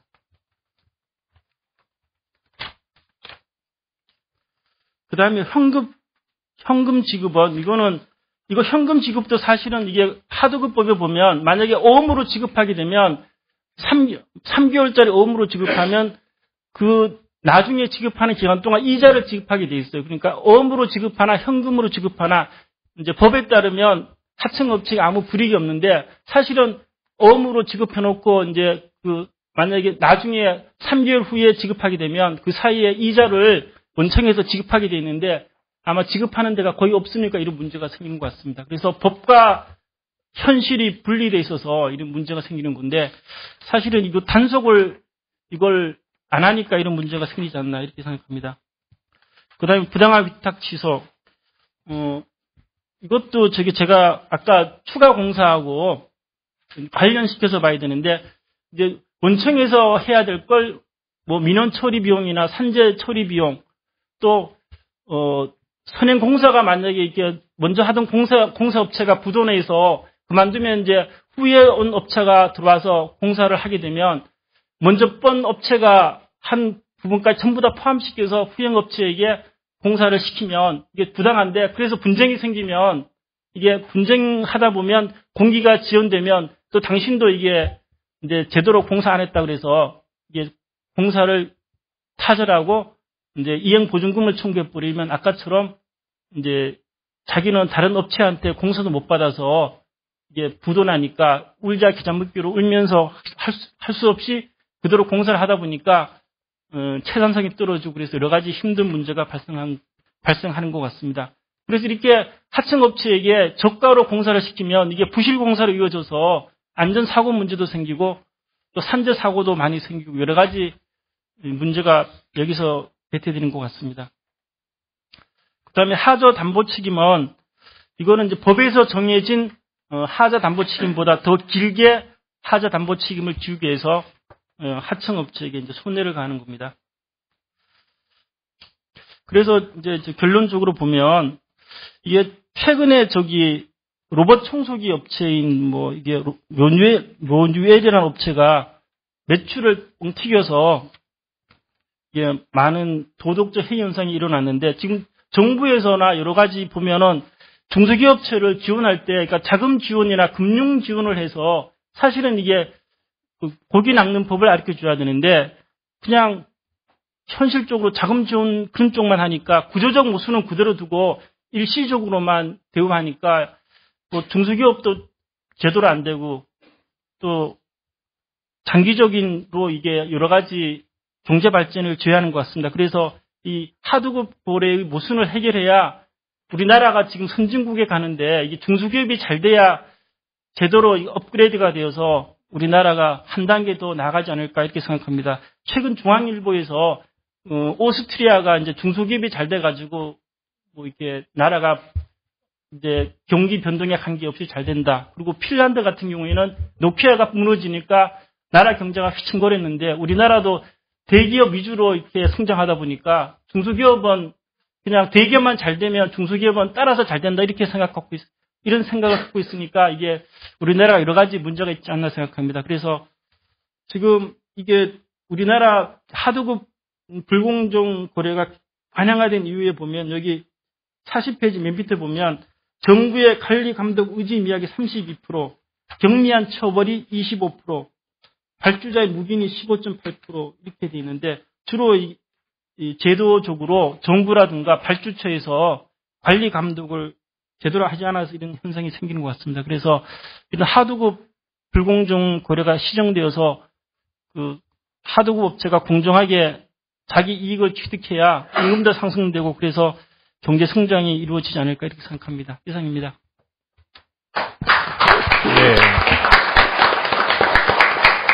예, 강신하 민생경제위원회 위원장님께서 중소기업의 국민경제에서의 중요성을 강조하시면서 중소기업들이 살기 위해서 그리고 또 건설 하도급 업체들이 살기 위해서 필요한 문제점들을 말씀 주셨습니다. 특히 하도급 문제의 심각성 배경에는 정부나 원청의 그리고 발주처의 관리 감독의 미흡이다 이런 말씀 주셨습니다. 6가지 유형으로 심각하고 대표적인 불공정 행위의 유형을 지금 살펴봤습니다. 그럼 이어서 토론자분들의 이 두 분 발제자의 발제 내용에 대한 토론을 듣도록 하겠습니다. 먼저 박승국 대한건설정책연구원 연구위원님으로부터 발주처의 원도급자 책임을 강화하자는 취지의 이 토론을 듣도록 하겠습니다. 그러면 우리 박승국 연구위원님 토론 시작해 주시죠. 시간이 5분 정도 생각하고 있습니다. 안녕하십니까. 저는 대한건설정책연구원의 박승국입니다. 오늘 이 자리가 종합업체와 전문업체 상생협력의 발표 사례 자리였으면 더욱 좋지 않았을까 생각되는데요. 아쉽게도 우리의 치부를 좀 드러내야 되는 자리가 아닌가 싶습니다. 제가 저희 회사에서 주로 하는 연구는 하도급, 공정한 하도급 거래 문화를 형성하기 위한 하도급과 관련된 제도 연구를 주로 하고 있습니다. 하면서 느낀 것이 이제 만나본 많은 전문 건설업체 사장님들이 이제 하나같이 이제 부당 거래에 대한 이제 읍소를 하시죠. 근데 여기 모이신 분들은 공감대가 어느 정도 형성이 되어 있지만 많은 사람들은 이게 전문 건설업체 집단 이익이 아닌가 하는 사고를 하고 있는 사람들이 있습니다. 공정거래가 실현되려면 그런 인식부터가 좀 제고돼야 될 텐데요. 기업의 격차가 발생하는 이유는 여러 가지가 이유겠지만 불공정 거래가 하나가 이유가 되고 있습니다. 불공정 거래가 발생하면 그 피해 당사의 기업의 총 요소 생산성이 약화되기 시작하고 그럼 결국에는 기술 개발 등에 투자를 못하게 되고 그러면은 더 큰 기업과의 격차는 더 심화되기 마련입니다. 이러한 것이 경제 민주화는 고사하더라도 우리 경제 전체 발전을 위해서 제외될 것은 분명한 것이고요. 그 다음에 요즘에 최근 경제 민주화를 통해서 공생발전, 동반성장, 상생협력 좋은 말들이 굉장히 많습니다. 제 개인적인 생각으로는 공생발전을 하려면 동반성장해야 될 것이고 동반성장이 되려면 상생협력이 이루어져야겠죠. 그럼 상생협력을 하는 첫 번째 조건이 뭘까요? 원도급자와 하도급자의 신뢰관계 형성입니다. 그럼 그 신뢰를 형성해서 서로 협조를 해야 되는데 그 신뢰가 형성되기 위해서는 가장 중요한 것이 공정거래가 아닌가 생각을 합니다. 그래서 제가 오늘 말씀드려야 될 부분이 이런 공정거래를 확립하기 위해서 발주자가 무엇을 좀 역할을 해야 되나라고 제가 주제 요청을 받았는데, 흔히들 하는 말이 발주자 역할이 왜 필요한가 하면 흔히들 하는 말이 권리 위에 잠자는 자는 보호받지 못한다는 말이 있습니다. 그러니까 자신의 권리를 주장하지 못하면 보호받지 못한다는 얘기죠. 근데 우리 전문업체 사장님들은 권리 위에 잠을 자고 있는 게 아니라 권리 행사에 많은 제약이 따릅니다. 가장 큰 제약이 거래 단절이죠. 그 거래 단절의 위험성을 무릅쓰고 불공정 부조리 행위에서 신고할 수 있는 사장님들이 많지 않습니다. 그렇다면은 이러한 거래 구조, 이러한 환경에서 발주자가 적극적으로 개입을 해야 됩니다. 왜냐하면 이게 사적 자치, 계약 자유 이런 것이 아니라 이런 것이 공익에 이바지한다는 어떤 그런 인식의 전환을 가지고 발주자가 적극적으로 개입해야 될 시점이 아닌가 생각을 합니다. 여러 가지 얘기 중에 많이 나왔지만 저는 딱 두 가지만 말씀드릴 시간이 없을 것 같습니다. 여러 가지 지금 하도급법과 건설법에 대해서 불공정 하도급 거래에 대한 여러 가지 규제들이 많습니다. 근데 그러한 것도 필요하지만 사실은 사전에 이런 것들이 일어나지 않기 위해서 방지하는 것이 무엇보다 중요하다고 생각합니다. 그런데 이 방지에 대해서 우리 발주자가 해야 될 역할이 있습니다. 건설산업법 제31조에 보면 하도급 계약의 적정성 심사 항목이 있습니다. 쉽게 얘기하면 하도급 계약이 적정하게 이루어져 있는지 금액이 적정한지에 대해서 평가를 하는 것이죠. 이제 발주자가. 근데 이러한 것이 좀 사실적으로는 형식적으로 이루어지고 있습니다. 82% 이하의 하도급 금액에 대해서 평가를 하고 있는데 사실상 이게 평가를 해도 77%의 하도급을 줘도 심사에 통과할 수 있는 상황입니다. 그렇기 때문에 적정성 심사, 그 다음에 계약의 금액에 대해서만 하지 말고, 아까 입찰 과정, 그러니까 발주자가 해야 될 일이 입찰 과정, 낙찰 과정, 계약 전반에 대해서 관리 감독을 해야 된다고 생각합니다. 그것에 대한 대안으로서 입찰 시스템을 발주자가 도입하는 것을 한번 제가 제안을 드리고자 합니다. 그러니까 아까 모두에 말씀하신 것처럼 자신이 원하는 가격 나올 때까지 재입찰을 한다든가 아니면 최저가로 입찰한 다른 업체에 견적을 심지어는 상대 업체에게 보여주면서 이보다 낮은 가격으로 다시 입찰하게 한다든가 아니면 공사 내역세, 산출 내역세 항목을 누락하거나 축소하거나 아니면 지급 자재, 지급 장비의 금액을 과대 계상하거나 아니면 4대 보험료 같은 금액을 과대 계상한 후 나중에 공사 끝나면 정산해서 돌려받는다든가 이런 식으로 원도급자의 그러니까 종합업체 일부에 국한되겠죠. 물론 이런 종합업체의 불공정 거래 행태는 계속 진화하고 있습니다. 그렇기 때문에 이것을 하도급자만의 어떤 권리 주장으로서는 해결되기 어렵지 않나 싶습니다.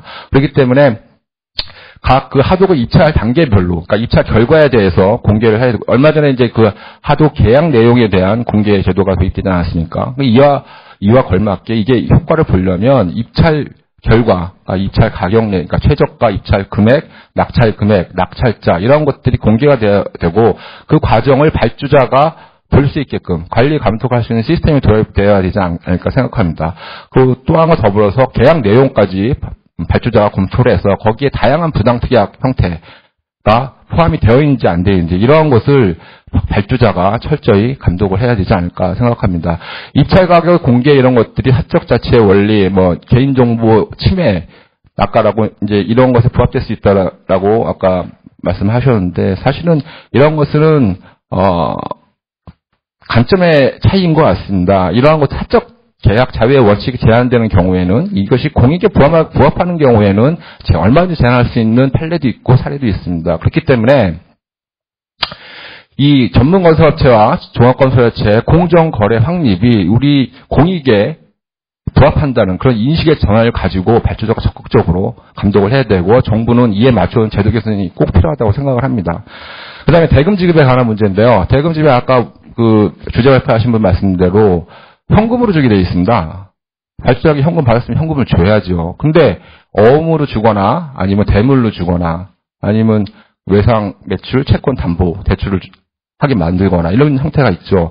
어음 할인료와 지연이자의 미지급률이 60% 가까이에 육박하고 있고요. 그 다음에 그 외상 매출 담보 채권의 그 미결제율이 15%가 넘어가고 있습니다. 이러한 것들이 전문건설업체의 경영 상태를 악화시키는 한 가지 요인으로 작용하고 있는 것은 분명한 것 같습니다.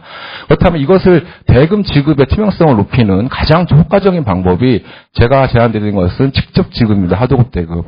지금 현재 서울시에서 모험적으로 지금 운영을 하고 있는 것으로 알고 있는데요. 조금 더 저도 관심을 갖고 지켜보고 있지만 서울시에서는 입찰 공고문의 입찰 조건으로서 하도급 직불에 대해서 합의서를 제출하도록 되어 있습니다. 그리고 대금 지급은 은행의 시스템을 통해서 각자 별도의 계좌로 하도급 대금이 지급되도록 하는 시스템을 구축하고 운영하고 있고 상당히 좋은 평가를 현재까지는 받고 있는 것으로 알고 있습니다. 그렇다면 이것을 서울시에서 국가시킬 것이 아니라 지금 인천시로 확대된 걸로 알고 있는데 다른 지자체 아니면 정부공사에서도 적극적으로 도입을 해가지고 어음으로 줄 수 있는 상황 줄 수밖에 없다. 그런 논리는 성립하지 않는다고 생각합니다. 현금을 받았으면 당연히 현금으로 줘야 되죠. 그러한 부분까지 좀 구축이 된다면 이 6대 불공정 행위 중에 상당수가 감소될 것으로 생각을 합니다. 그다음에 하자 문제에 대해서는 제가 발언 시간이 너무 길기 때문에 이따가 추가 발언 시간이 저에게 주어지면 하자 담보 책임이 얼마나 부당하게 하도급자가 지고 있는지에 대해서 말씀을 올리겠습니다. 이상 발표를 마치겠습니다. 네. 예, 박승국 연구위원님께서는 이 공정거래를 위해서는 발주처의 역할이 중요하다. 발주자가 적극적으로 개입하는 것이 필요하다고 말씀하셨습니다. 구체적으로는 입찰 자료 공개나 계약 내용 공개, 그리고 하도급 대금 같은 건 직접 지급할 수 있도록 하는 그런 정책 제안까지 말씀해 주셨습니다. 그리고 다음으로 우리 민변의 이동우 변호사님으로부터 이 구체적인 법률 개정 방법, 어떤 방향으로 어떤 법률을 개정할 것인가에 대한 좀 디테일한 어떤 그런 얘기를 좀 들어보도록 하겠습니다. 변호사님 토론 부탁합니다. 예, 제가 토론할 내용들은 앞에 이제 발제를 해주셔서 이제 6대 불공정 행위 유형으로 좀 불공정 대표적인 사례들을 정리를 했는데 지금 이제 박성국 연구위원님도 말씀하셨지만 이제 이런 것들을 어떻게 개선할 거냐. 그래서 이제 이번 정기국회 때 이제 아까 여러 의원님들도 말씀하신 것처럼 입법이 중요한데 그 입법을 통해서 6대 불공정 행위를 이제 개선하기 위해서 지금 이제 개정안이 어느 정도 윤곽이 이제 나와 있습니다. 그 개정안을 좀 소개를 해드리고요. 어떤 내용들이 있는지 좀 살펴보는 그런 시간을 가지려고 하는데요. 먼저 이제 개정안의 특징을 보면은 4가지 법을 동시에 개정을 하려고 합니다. 건설산업기본법이랑 하도급 거래 공정에 관한 법률, 이제 국가를 당사자로 하는 계약에 관한 법률, 지방자치단체를 당사자로 하는 계약에 관한 법률.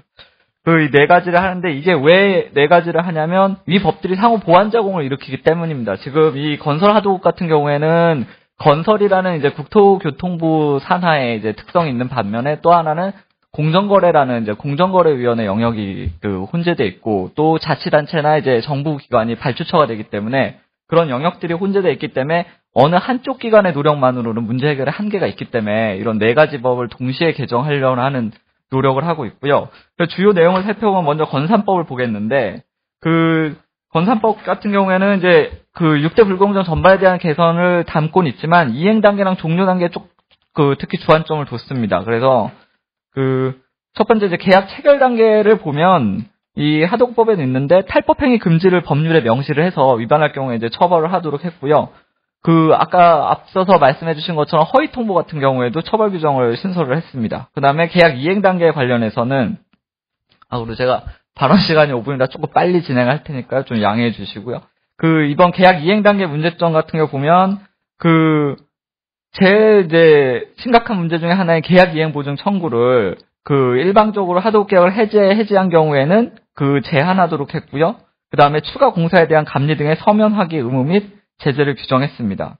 같이 붙어서 이제 추가 작업에 대한 서면 발급 의무를 규정했는데, 밑에 보시는 것처럼 가장 큰 문제가 저희가 사례를 접해봤을 때, 추가 공사로 인한 대금 미지급 문제가 이제 모든 분쟁의 시발점으로 작용을 하더라고요.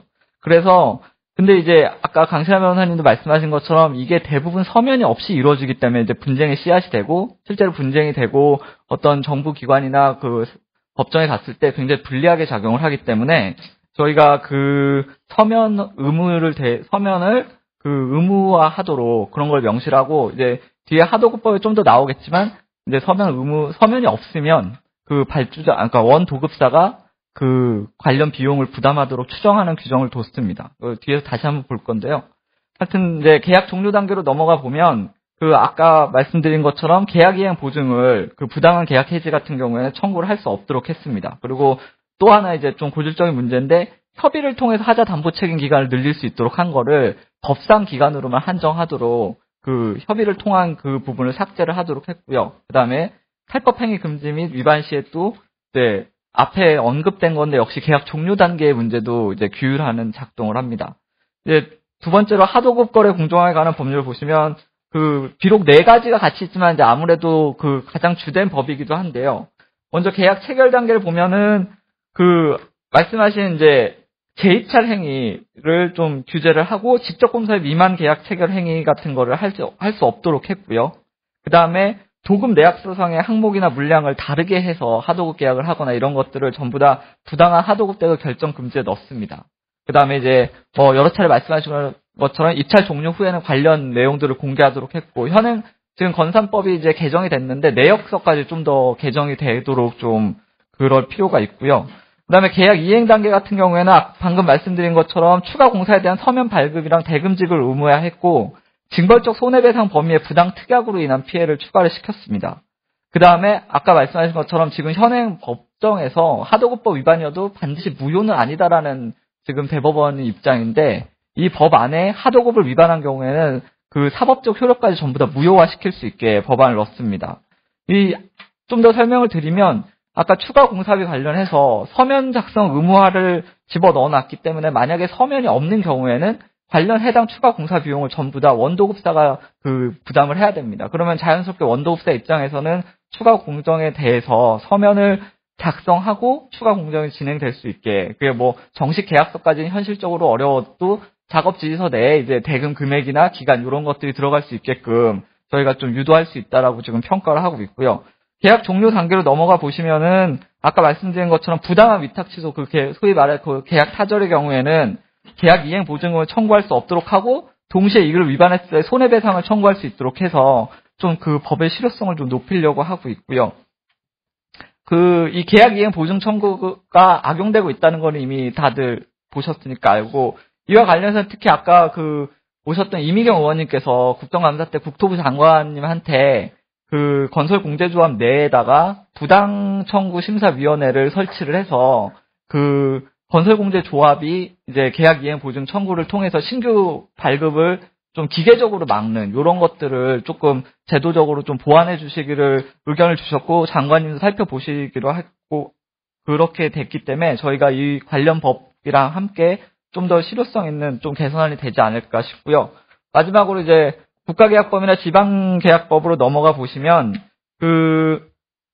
아까 강시환 변호사님 말씀하신 내용들이 주로 들어가 있는데요. 하도급 계획서 작성을 좀 하도록 했고, 그 다음에 감독관이 감독 조서를 작성해서 실질적으로 그 감독을 좀 하도록 했습니다. 지금 같은 경우에는 적정성 심사가 굉장히 형식적으로 이루어져서 하도급 관리계획서 같은 경우에 한번 제출하고 난 다음에 관리가 잘 안 되는데, 지금 요 법안 개정에 따르면은 향후 지속적으로 좀 관리 감독을 할 수 있게 돼서 불법 하도급을 좀 제거를 할 수 있지 않을까 저희가 기대를 하고요.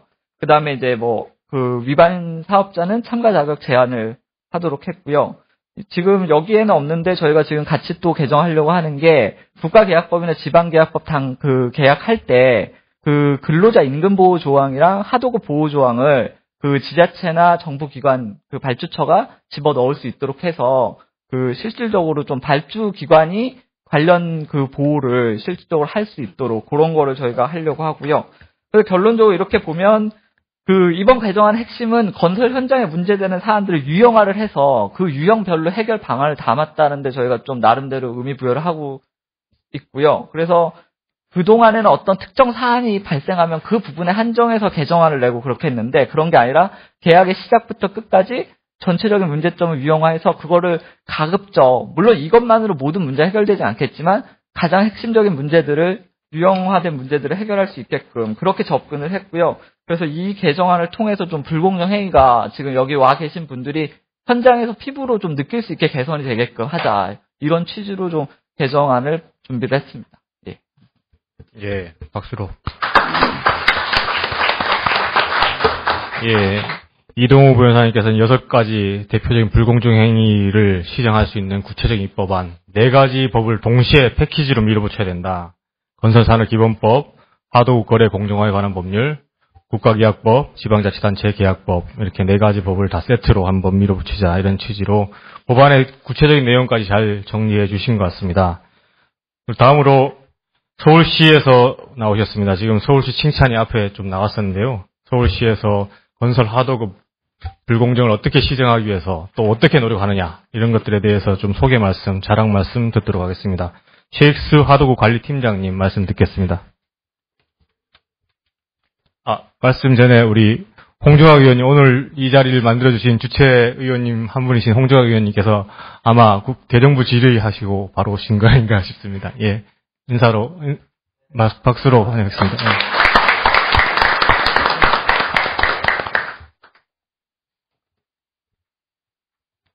안녕하십니까. 서울시청 건설공정개선반에 근무하는 최의수입니다. 저희 서울시에서는 2011년부터 하도급 문제에 관련한 하도급 개선반이라는 전담부서를 신설해서 그해 조례 제정하고 이제 3대 정책 과제를 선정한 게 표준 하도급 계약서 사용하자.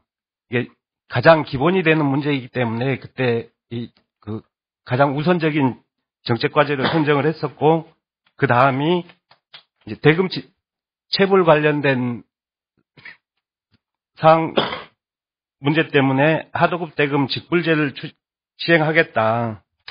주계약자 공동도급제 3가지를 정책 과제로 선정해서 지금까지 추진을 해오고 있었는데, 하도급 대금 직불제나 표준 하도급 계약서 사용하는 문제는 지금 거의 완성 단계에 와 있다고 볼 수 있고요. 주계약자 공동도급제 같은 경우에는 발주청에서 하자 구분이 어렵다든지 그런 부분 때문에 아직 시행하는데 어려움이 좀 있어서 조금 더 계속 추진해야 될 사항으로 보여집니다. 그리고 저희가 이제 전담부서 2011년도에 전담부서를 만들어서 업무 기능을 현재는 하도급 종합대책 총괄하는 것과 점검하는 업무와 감사나 부조리 신고센터 운영하는 업무를 감사관과 도시안전실에 이렇게 기능을 분리해가지고 지금 현재 추진하고 있습니다. 그래서 도시안전실에서 하도급 실태 현장 점검하는 거를 2011년부터 현재까지 한 980개 현장에 지금 점검을 해서 한 1,400건 정도 시정 개선 조치를 했는데 저희 시의 본청과 산하기관에서 한 2억 이상 공사가 연간 한 1,000여 건 정도 됩니다. 그러니까 저희가 금년도에 한 점검을 한 110개 공사 정도를 하려고 계획하고 있는데 한 10% 정도 되는 것 같아요. 아직 좀 그 전체 공사 건수에 비하면은 점검 대상이 좀 약간 좀 그 적은 것 같다는 느낌이 들고요. 주로 저희들이 이제 사전 점검에서 이 어떤 위반 사항을 적발할 수 있는 거는 좀 한계가 있는 것 같습니다. 다른 구체적인 정보나 이런 게 없이 기본적인 어떤 표준하도급 계약서를 사용하느냐, 뭐 이 하도급 계약에 아까 말씀하신 적정성 심사를 적정하게 수행했느냐, 안 했느냐, 그런 부분을 보고는 있지만은, 현실적으로, 뭐, 계약, 공사가 진행 중인 공사에서 하도급 계약이 적정 여부를 이렇게, 판단하는 거는 쉽지 않은 것 같습니다. 그리고 주로 이제 지적사항이 나오는 게, 아직도 근로계약서 미작성한 그런 지적 사례들이 일부 있고요. 작년부터 시작하고 있는 건설기계 지급보증서 발급하지 않은 사례, 뭐 우리 발주청에서 그 지급보증 수수료를 그 공사비에 이렇게 별도 계상해주지 않는 그런 사례들이 아직도 좀 일부가 있습니다. 그리고 이제 감사관 쪽에 하도급 부조리 신고센터에서 이제 그 제기되는 접수된 민원이나 그런 걸 보면은 지금까지 한 993건인데 주로 여기도 이제 그 대금이나 이제 하도급 대금이나 장비 자재 대금, 임금 체불 관련된 신고들이 많습니다. 장비 자재가 421건이고 임금이 312건, 하도급 대금이 196건, 나머지 기타가 64건인데요. 대부분 진행 중인 공사에서 뭐 원도급 업체에서 어떤 그 발주청의 어떤 불이익을 받지 않기 위해서 이렇게 신고된 것 같은 경우에는 거의 대부분이 그 해결이 되는 것 같습니다.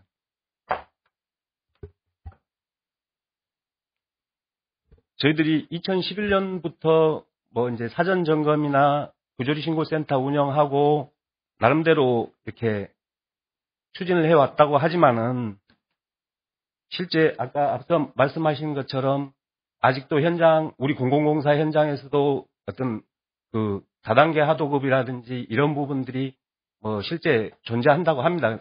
다만 저희가 구체적인 정보가 없이 점검을 나가서 그런 내용을 적출한다는 건 현실적으로 좀 어려움이 있습니다. 그러니까 어떤 우리 협회 쪽이나 업체에서 뭐 정확한 제보는 아니지만은 뭐 저희들이 점검할 때 단서가 될 수 있는 어떤 정보를 주신다고 하면은 좀 더 어떤 현장에서 이루어지는 그런 것들이 좀 그 적발할 수 있는 어떤 그런 계기가 될 수도 있다고 생각하고, 저희들도 실질적으로 이제 그 아까 6대 불공정 사례라고 하는 그런 부분들 관련해서 현장 점검할 때 어떻게 할 것인지, 현장에서 어떤 불법 하도급 문제가 진흥화되고 고도화되는 것만큼 점검의 어떤 기법도 좀 초기에 저희들이 지금까지는 제도 정착을 위한 어떤 뭐 형식적인 요건들을 많이 봤었지만은 앞으로는 실질적인 하도급 문제에 대한 어떤 접근 방법을 사전 점검이나 사후의 어떤 감사를 통해서 어떻게 해나갈 것인지 아마 좀 구체적인 어떤 그런 방안이 같이 감사관 쪽하고 모색을 해야 될 거라고 생각합니다. 그래서 이제 지금 현재 민선 6기 조직 개편을 지금 진행 중에 있는데 감사관 쪽에 하도급 헌민관 팀을 한 팀 더 신설해서 조직을 보강해가지고 어떤 점검이나 감사에 있어서 조금 더 이 업무 효율을 높일 수 있는 그런 부분들을 모색하고 있습니다. 그리고 저희가 이제 그 작년, 금년 뭐 이제 그 지금까지 저희 하도급 관련된 업무를 수행하면서 좀 국토부하고 안행부에 이렇게 직접 시공 의무 비율 아까 유평양 박사님께서 말씀하신 그러니까 50억 미만 공사에서의 어떤 지금 현재 직접 시공 비율을 조금 상향하고 50억 이상 공사에서도 좀 직접 시공 비율을 두자 그런 법령 개정 건의를 했었는데 그런 게 좀 이루어졌으면 하는 그런 생각이고요. 너무 이제 어떤 이 하도급 문제에 대한 어떤 징벌적인 그런 부분들만 가지고 하기에는 좀 어렵다고 생각해서 안행부 쪽에 저희들이 하도급 관리 우수업체 인센티브 부여하는 부분들을 좀 신설했으면 좋겠다. 좀 그런 부분들이 좀 같이 병행돼서 좀 이루어졌으면 하는 바람입니다. 이상입니다.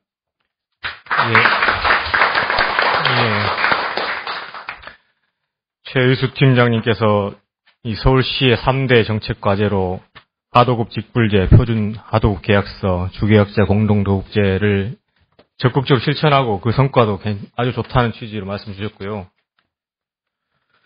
추가로 이 의지를 표시하시면서 이 일선에서 전문건설업 하시는 분들한테부터 제보를 기다린다. 그리고 적극적으로 하겠다는 취지를 말씀하셨습니다. 그리고 서울시 차원에서도 조직을 확충하면서까지 하도급 호민관 팀을 신설하면서까지 적극적으로 서울시에서 의지를 보이고 있다는 취지로 말씀 주셨습니다. 말씀 도중에 우리 김상희 의원님 오셨습니다. 인사 말씀 박수로 환영하겠습니다.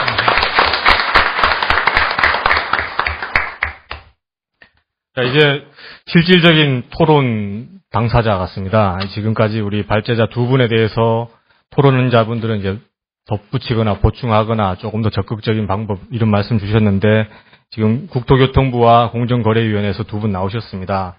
지금 입법 제안과 저희들 느끼고 있는 문제의식에 대해서 지금 정부 부처에서는 어떻게 생각하는지 그리고 따끔하게 이런저런 얘기가 나오고 있는데 뭐 몇 가지 지적된 사항들 제대로 감독 의지가 없다든가 공정위 신고하면 2년 걸린다든가 이런 얘기가 계속 나오고 있습니다. 그래서 그 부분에 대해서 약간 뭐 사정도 좀 들어보고 우리도 뭐 서로 소통하는 그런 자리가 됐으면 좋겠습니다. 먼저 김정희 과장님이신데요. 국토교통부에서 나왔습니다. 건설경제과장님 토론 듣겠습니다. 박수로. 박수로.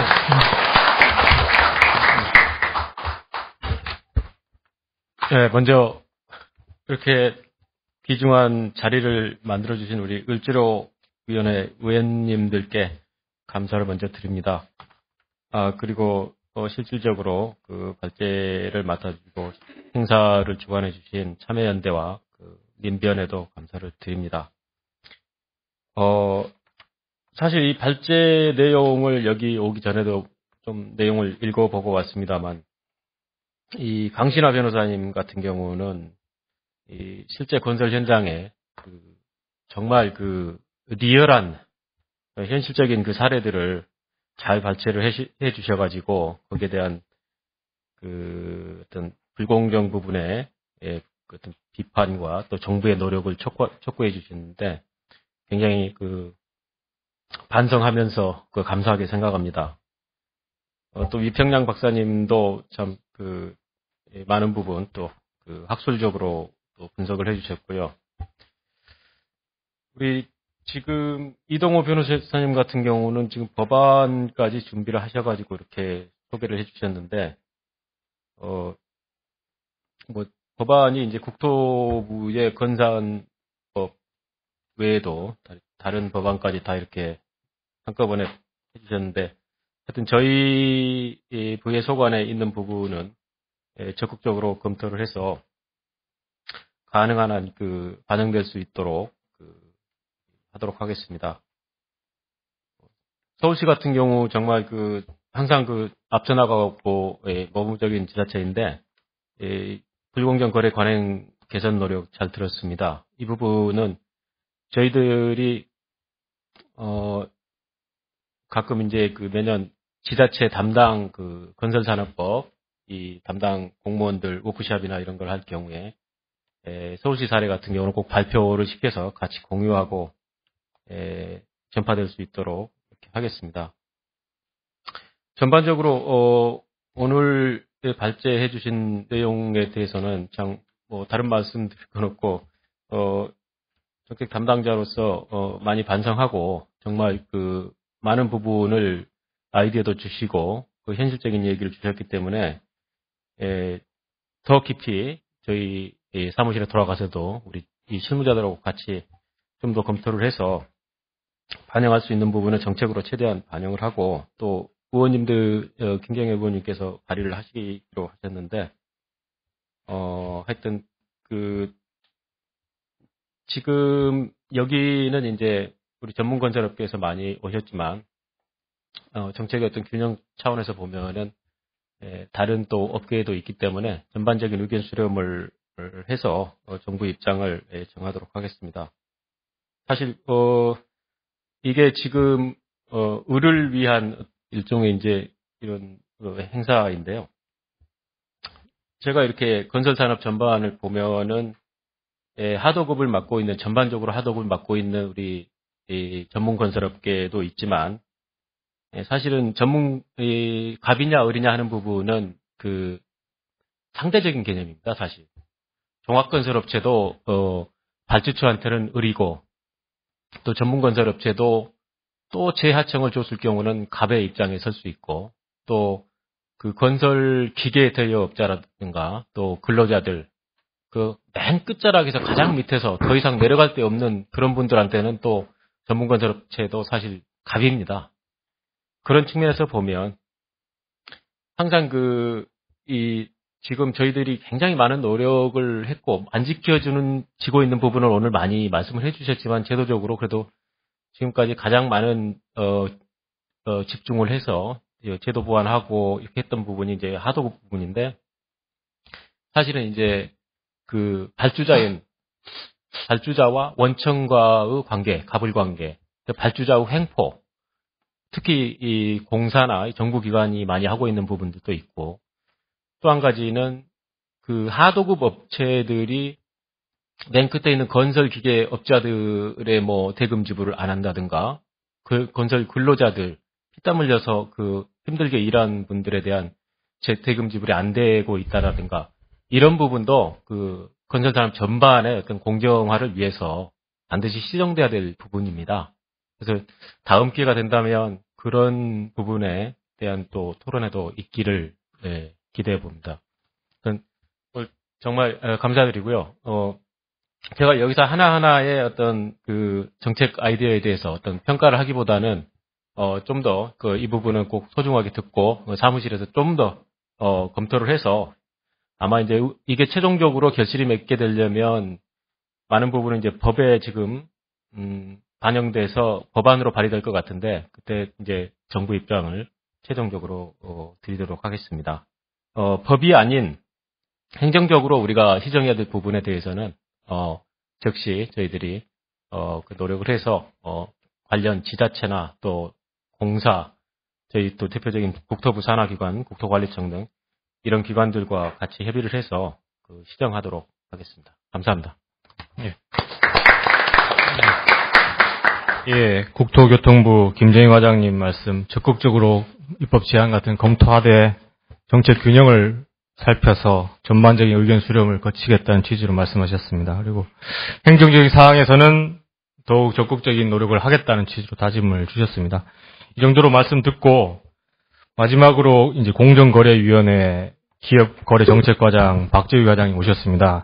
앞에서 유평양 박사님 입법 과제에 비슷하게 공정위의 전수고발권 폐지라든가 3배 손해배상제도 도입, 그리고 소규모 사업자 조합 활성화를 위해서 그리고 그런 중소기업의 공동행위에 대한 공정거래법상 예외 규정 그런 확대 이런 입법 제안 주셨는데 디테일하겠지만은 그런 부분에 대해서도 어떤 의견 갖고 계신지 해서 전체적으로 이 건설 하도급의 불공정 거래를 시정하기 위한 어떤 노력을 하고 계신지 그리고 좀 상황이 좀 어렵다 이런 얘기가 있을 수 있으면은 좀 서로 소통하는 말씀 듣도록 하겠습니다. 박대희 과장님 부탁드리겠습니다. 예, 발제 내용 개정 법률안 내용 잘 들었습니다. 많은 시간과 노력을 들인 것 같습니다. 먼저 세 가지만 먼저 말씀드리면요. 그 발제 내용이나 개정 법률안의 내용의 기본 취지에 대해서는 뭐 의견을 전혀 달리할 수가 없고요. 그 다음에 1개부터 1개 법률로는 불공정 하도급 거래 개혁에는 한계가 있다. 따라서 모든 관련 산업 법령 보완 강화를 통해서 개혁할 것을 제안하셨는데 유평양 연구위원님 전적으로 공감을 합니다. 1개부처나 1개 법률로는 이 고질적인 하도급 거래 관행 개선에는 한계가 있다고 생각을 합니다. 그래서 모든 부처가 함께 노력해야 될 것으로 생각이 되고요. 그 다음에 불공정 하도급 거래가 근절되지 않는 이유 중에 하나로 관리 당국의 어떤 철저한 관리 좀 미흡하다는 지적이 있었습니다.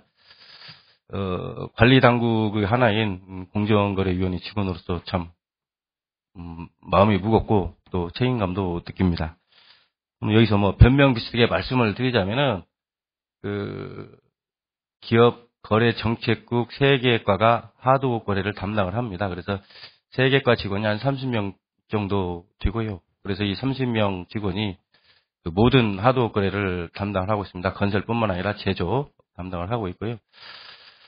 그래서 우리 위원회 사건 백서 같은 걸 보시면 아시겠지만은 우리 위원회 전체 사건 처리를 보시면은 아마 하도급 거래 사건이 제일 많을 겁니다.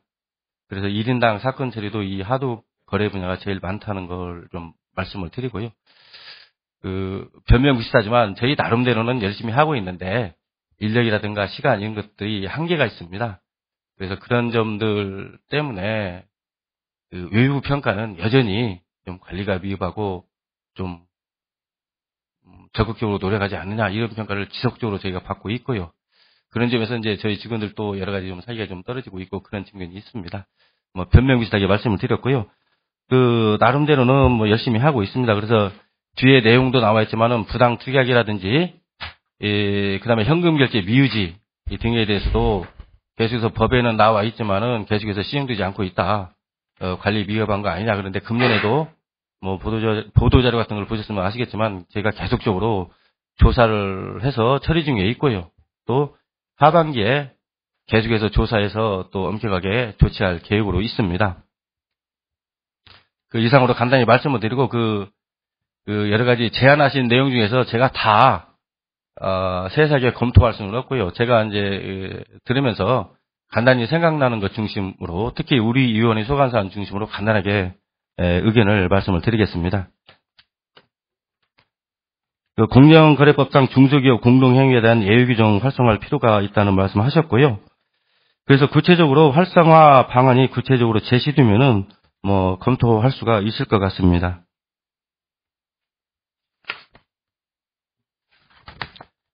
다음으로 어음제도 말씀하셨는데 어음제도는 별도로 법무부에서 TF를 구성을 해서 별도로 제도 개선 방안을 검토하고 있는 것으로 알고 있습니다. 그래서 좋은 개선 방안이 나올 걸로 기대를 하고 있습니다. 그다음에 건설 담합에 대한 뭐 부가관연금 문제 언급하셨는데 불공정 하도급 거래하고 직접적인 관련은 없지만은 최근 감경유소 감경률을 대폭 축소해서 부가 수준을 상향하는 내용으로 과정연구실을 이미 개정을 했다는 말씀을 드리고요.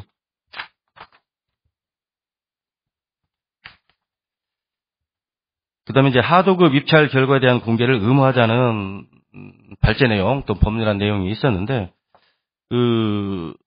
저가 하도 방지를 위해서 좋은 아이디어 같습니다. 다만 함께 고려해야 될 거는 이런 식으로 입찰 결과를 공개를 의무하게 되면은 원사업자들이 수의 계약으로 전환하지 않을까 하는 우려가 됩니다.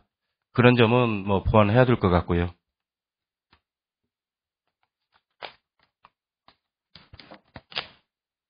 그다음에 고의적 유찰, 재입찰을 갖다 부당 하도급 거래로 규정하자는 제안에 대해서도 기본적인 취지에 뭐 반대하는 건 아니지만은 그 계약 자유 원칙상 사업자 선택 자유라든가 이런 거와 함께 평량을 해서 검토해야 될 것 같습니다.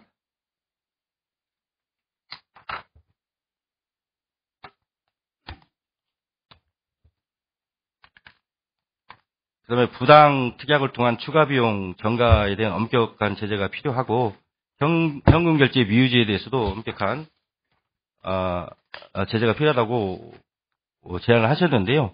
저희가 이 부분은 계속해서 조사를 하고 있고 또 조사를 하고 있습니다. 최근 특히나 이 경기 회복이 좀 더디다 보니까 이 어음을 지급하고 어음 할인료를 미지급한다든지 또는 발주자로부터 현금을 받고도 수급사원한테는 어음으로 준다든지 하는 사례가 최근에 이 경기 회복이 더디다 보니까 최근에 이런 상황들이 좀 부쩍 늘어난 것 같습니다.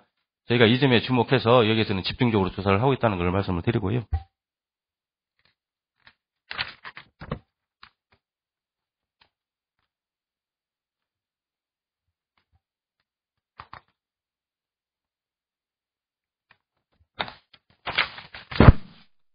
그 다음에 추가 공사에 대한 서면 발급을 의무화하자.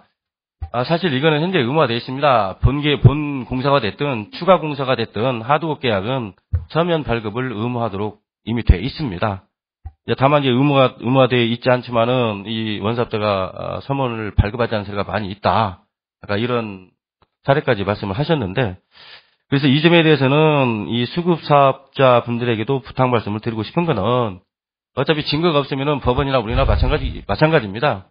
증거가 없으면 저희가 조치를 못 합니다. 그렇기 때문에 구두 발주를 했다 하더라도 여러 가지 그 방법들이 있습니다. 구두 발주 받은 내용을 이메일로 확인을 한다든지 어떤 최소한 이 발주자의 지시로 추가 공사가 시행됐다는 것을 수급 사업자가 입증을 해 주어야 저희가 처리가 가능합니다.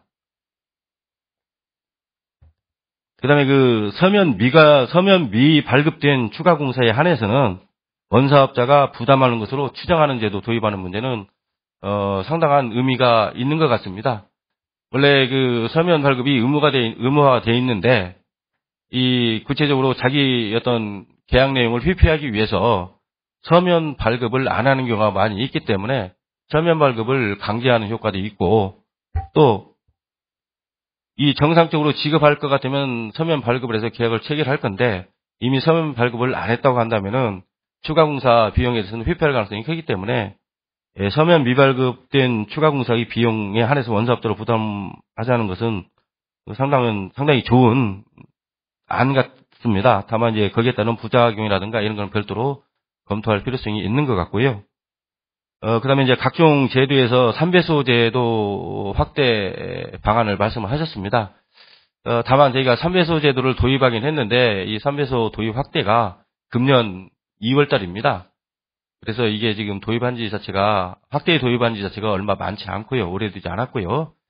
그래서 이 도입하자는 취지에 반대하는 건 아니지만은 일단 3배소 제도 도입 자체가 최근에 도입돼서 그 효과라든지 이런 것들이 아직 검증이 되지 않았습니다. 그래서 좀 시간을 두고 도입하더라도 늦지 않을 것 같습니다. 그래서 이상으로 저희 위원회 소관사항 중심으로 간단히 기억나는 대로 말씀을 드렸습니다. 나중에 다시 질문 같은 거 있으면 답하도록 하고요. 이상입니다. 예, 수고했습니다. 곽재희 과장님께서는 공정위에서 말씀을 주셨는데 상당히 자세하게 토론에 경청하시고 코멘트를 자세하게 좀 해주신 것 같습니다. 어느 정도 진전된 말씀도 있는 것 같고 하지만 여전히 좀 미흡한 부분도 있는 것 같고 중요한 것은 적극적인 우리 문제의식의 제기고 공유고 그 확산이 아닌가 싶습니다. 그 정도로 지금 이 앞에 있는 분들의 발제와 토론을 마치고 플로어에 계신 분들의 어떤 질의나 이런 것들에 대해서 편하게 주시면은 한 두세 분 정도 받고 4시 전에 정리할 수 있도록 진행했으면 좋겠습니다. 자, 질의 주시죠. 요 앞에 분이 먼저 드셨습니다. 카메라 옆에 분, 예. 크게 말씀해 주십시오. 예.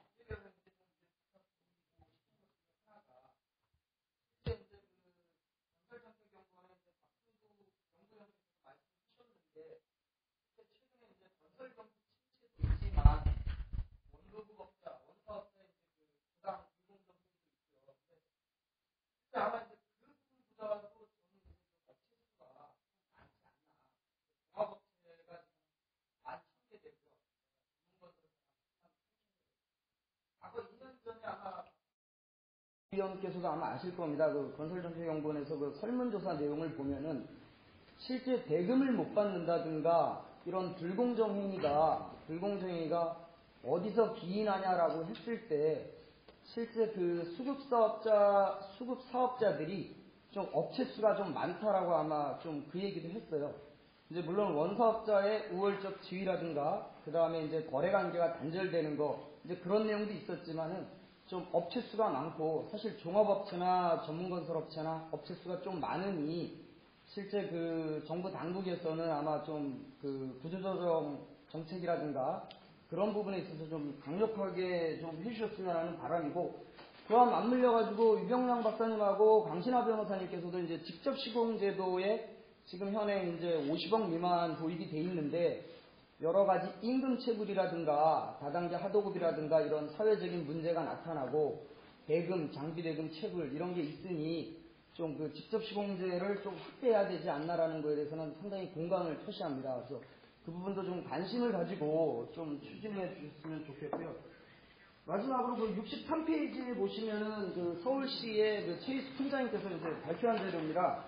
네, 마지막은 이제 뭐 이 그 제도 개선 토론회를 마련하신 을지로위원회 이제 관계자분께 이제 간곡히 부탁을 드리면 그 김정희 과장님도 말씀하셨지만은 사회에서는 그 갑을관계라는 게 다 요소마다 있습니다. 어느 한쪽이 갑은 아니고 또 그 당시에 그 현장 상황이라든가 그런 분위기라든가 뭐 그거에 따라서 이제 갑을관계가 바뀔 수 있는데 좀 아쉬운 점은 대한민국 경기가 많이 어렵기 때문에 이 불공정 하도급을 상당히 실태를 진단하고 제도 개선하는 거에는 상당히 찬성을 합니다. 다만 그 지금 그 박재희 과장님도 말씀하셨지만은 발주자와 원사업자 관계, 특히 이제 민간들한테는 원도급업자들도 대금을 제대로 못 받는 경우가 좀 많이 생깁니다. 그래서 이제 그런 부분도 그런 원도급자와의 그런 그 불공정 행위도 공정이라든가 관계당국 특히 을지로위원회에서 좀 관심을 가져줬으면 좋겠고요. 그 63페이지 그 서울시 그 하도급 부조리 신고센터 개설 운영 그 표를 보시면은 여기 이제 그 신고 유형별 장비 자재 임금 하도급 대금이 나와 있습니다. 그래서 이제 총 그 993건 중에 장비 자재가 421건이고 임금이 312건이고 하도급 대금 196건 기타 이제 64건인데 이제 그 원도급업자하고 하도급자와의 관계도 있지만은 실제 그 민주노총이라든가 사회적으로 문제되는 게 최근에 장비 대금이 지속적으로 그 끊이지 않고 있습니다. 그래서 국정감사에서도 아마 의원님께서 아마 그거에 대해서 한번 발언을 좀 하셨는데 서울시 그 최희수 팀장님께 바라고 싶은 거는 대금 이바로 시스템이 지금 제가 알기로 원도급하고 하도급 관계만 그 시스템 전산 시스템은 구축이 돼 있지만 그 발주자가 확인하는 게 원도급하고 그 하도급 대금 지급 여부만 모니터링하는 걸로 알고 있습니다. 그래서 좀 더 인력이라든가 여러 가지 좀 불편하신 점이 있더라도 건설업자와 장비업자 간에 대금을 줬나 안 줬나 그 다음에 노임 뭐 이런 부분도 지금 대금 이바로 시스템에다 구축이 돼 있으니 그 부분도 좀 확대해가지고 좀 그 대금 이바로를 그 운영했으면 하는 바입니다. 네, 이상입니다. 예, 신수기 부장님께서 제안입법평가의 정책 제안이라든가 부탁 말씀을 해주셨습니다. 몇 분 더 받으려고 했는데 지금 4시가 돼버렸습니다. 그래서 죄송합니다만 여기 공식적인 회의는 원래 2시, 그러니까 3시 반에 마치기로 돼 있어서 그 일정상 이 정도로 마치고 플로에 계신 분들 질의사항 있으시면은 마치고 우리 발제자분이나 토론자분에게 개인적으로 이렇게 편하게 질문을 해주시면 좋겠습니다. 이상 마치겠고요. 문제의 핵심은 우리 당하고 있는 을들의 연대와 노력이라고 생각합니다. 이 문제 해결은 그러한 노력들이 계속될 때 문제가 바뀐다는 생각을 가지고 오늘 토론회는 이 정도 마치도록 하겠습니다. 감사합니다.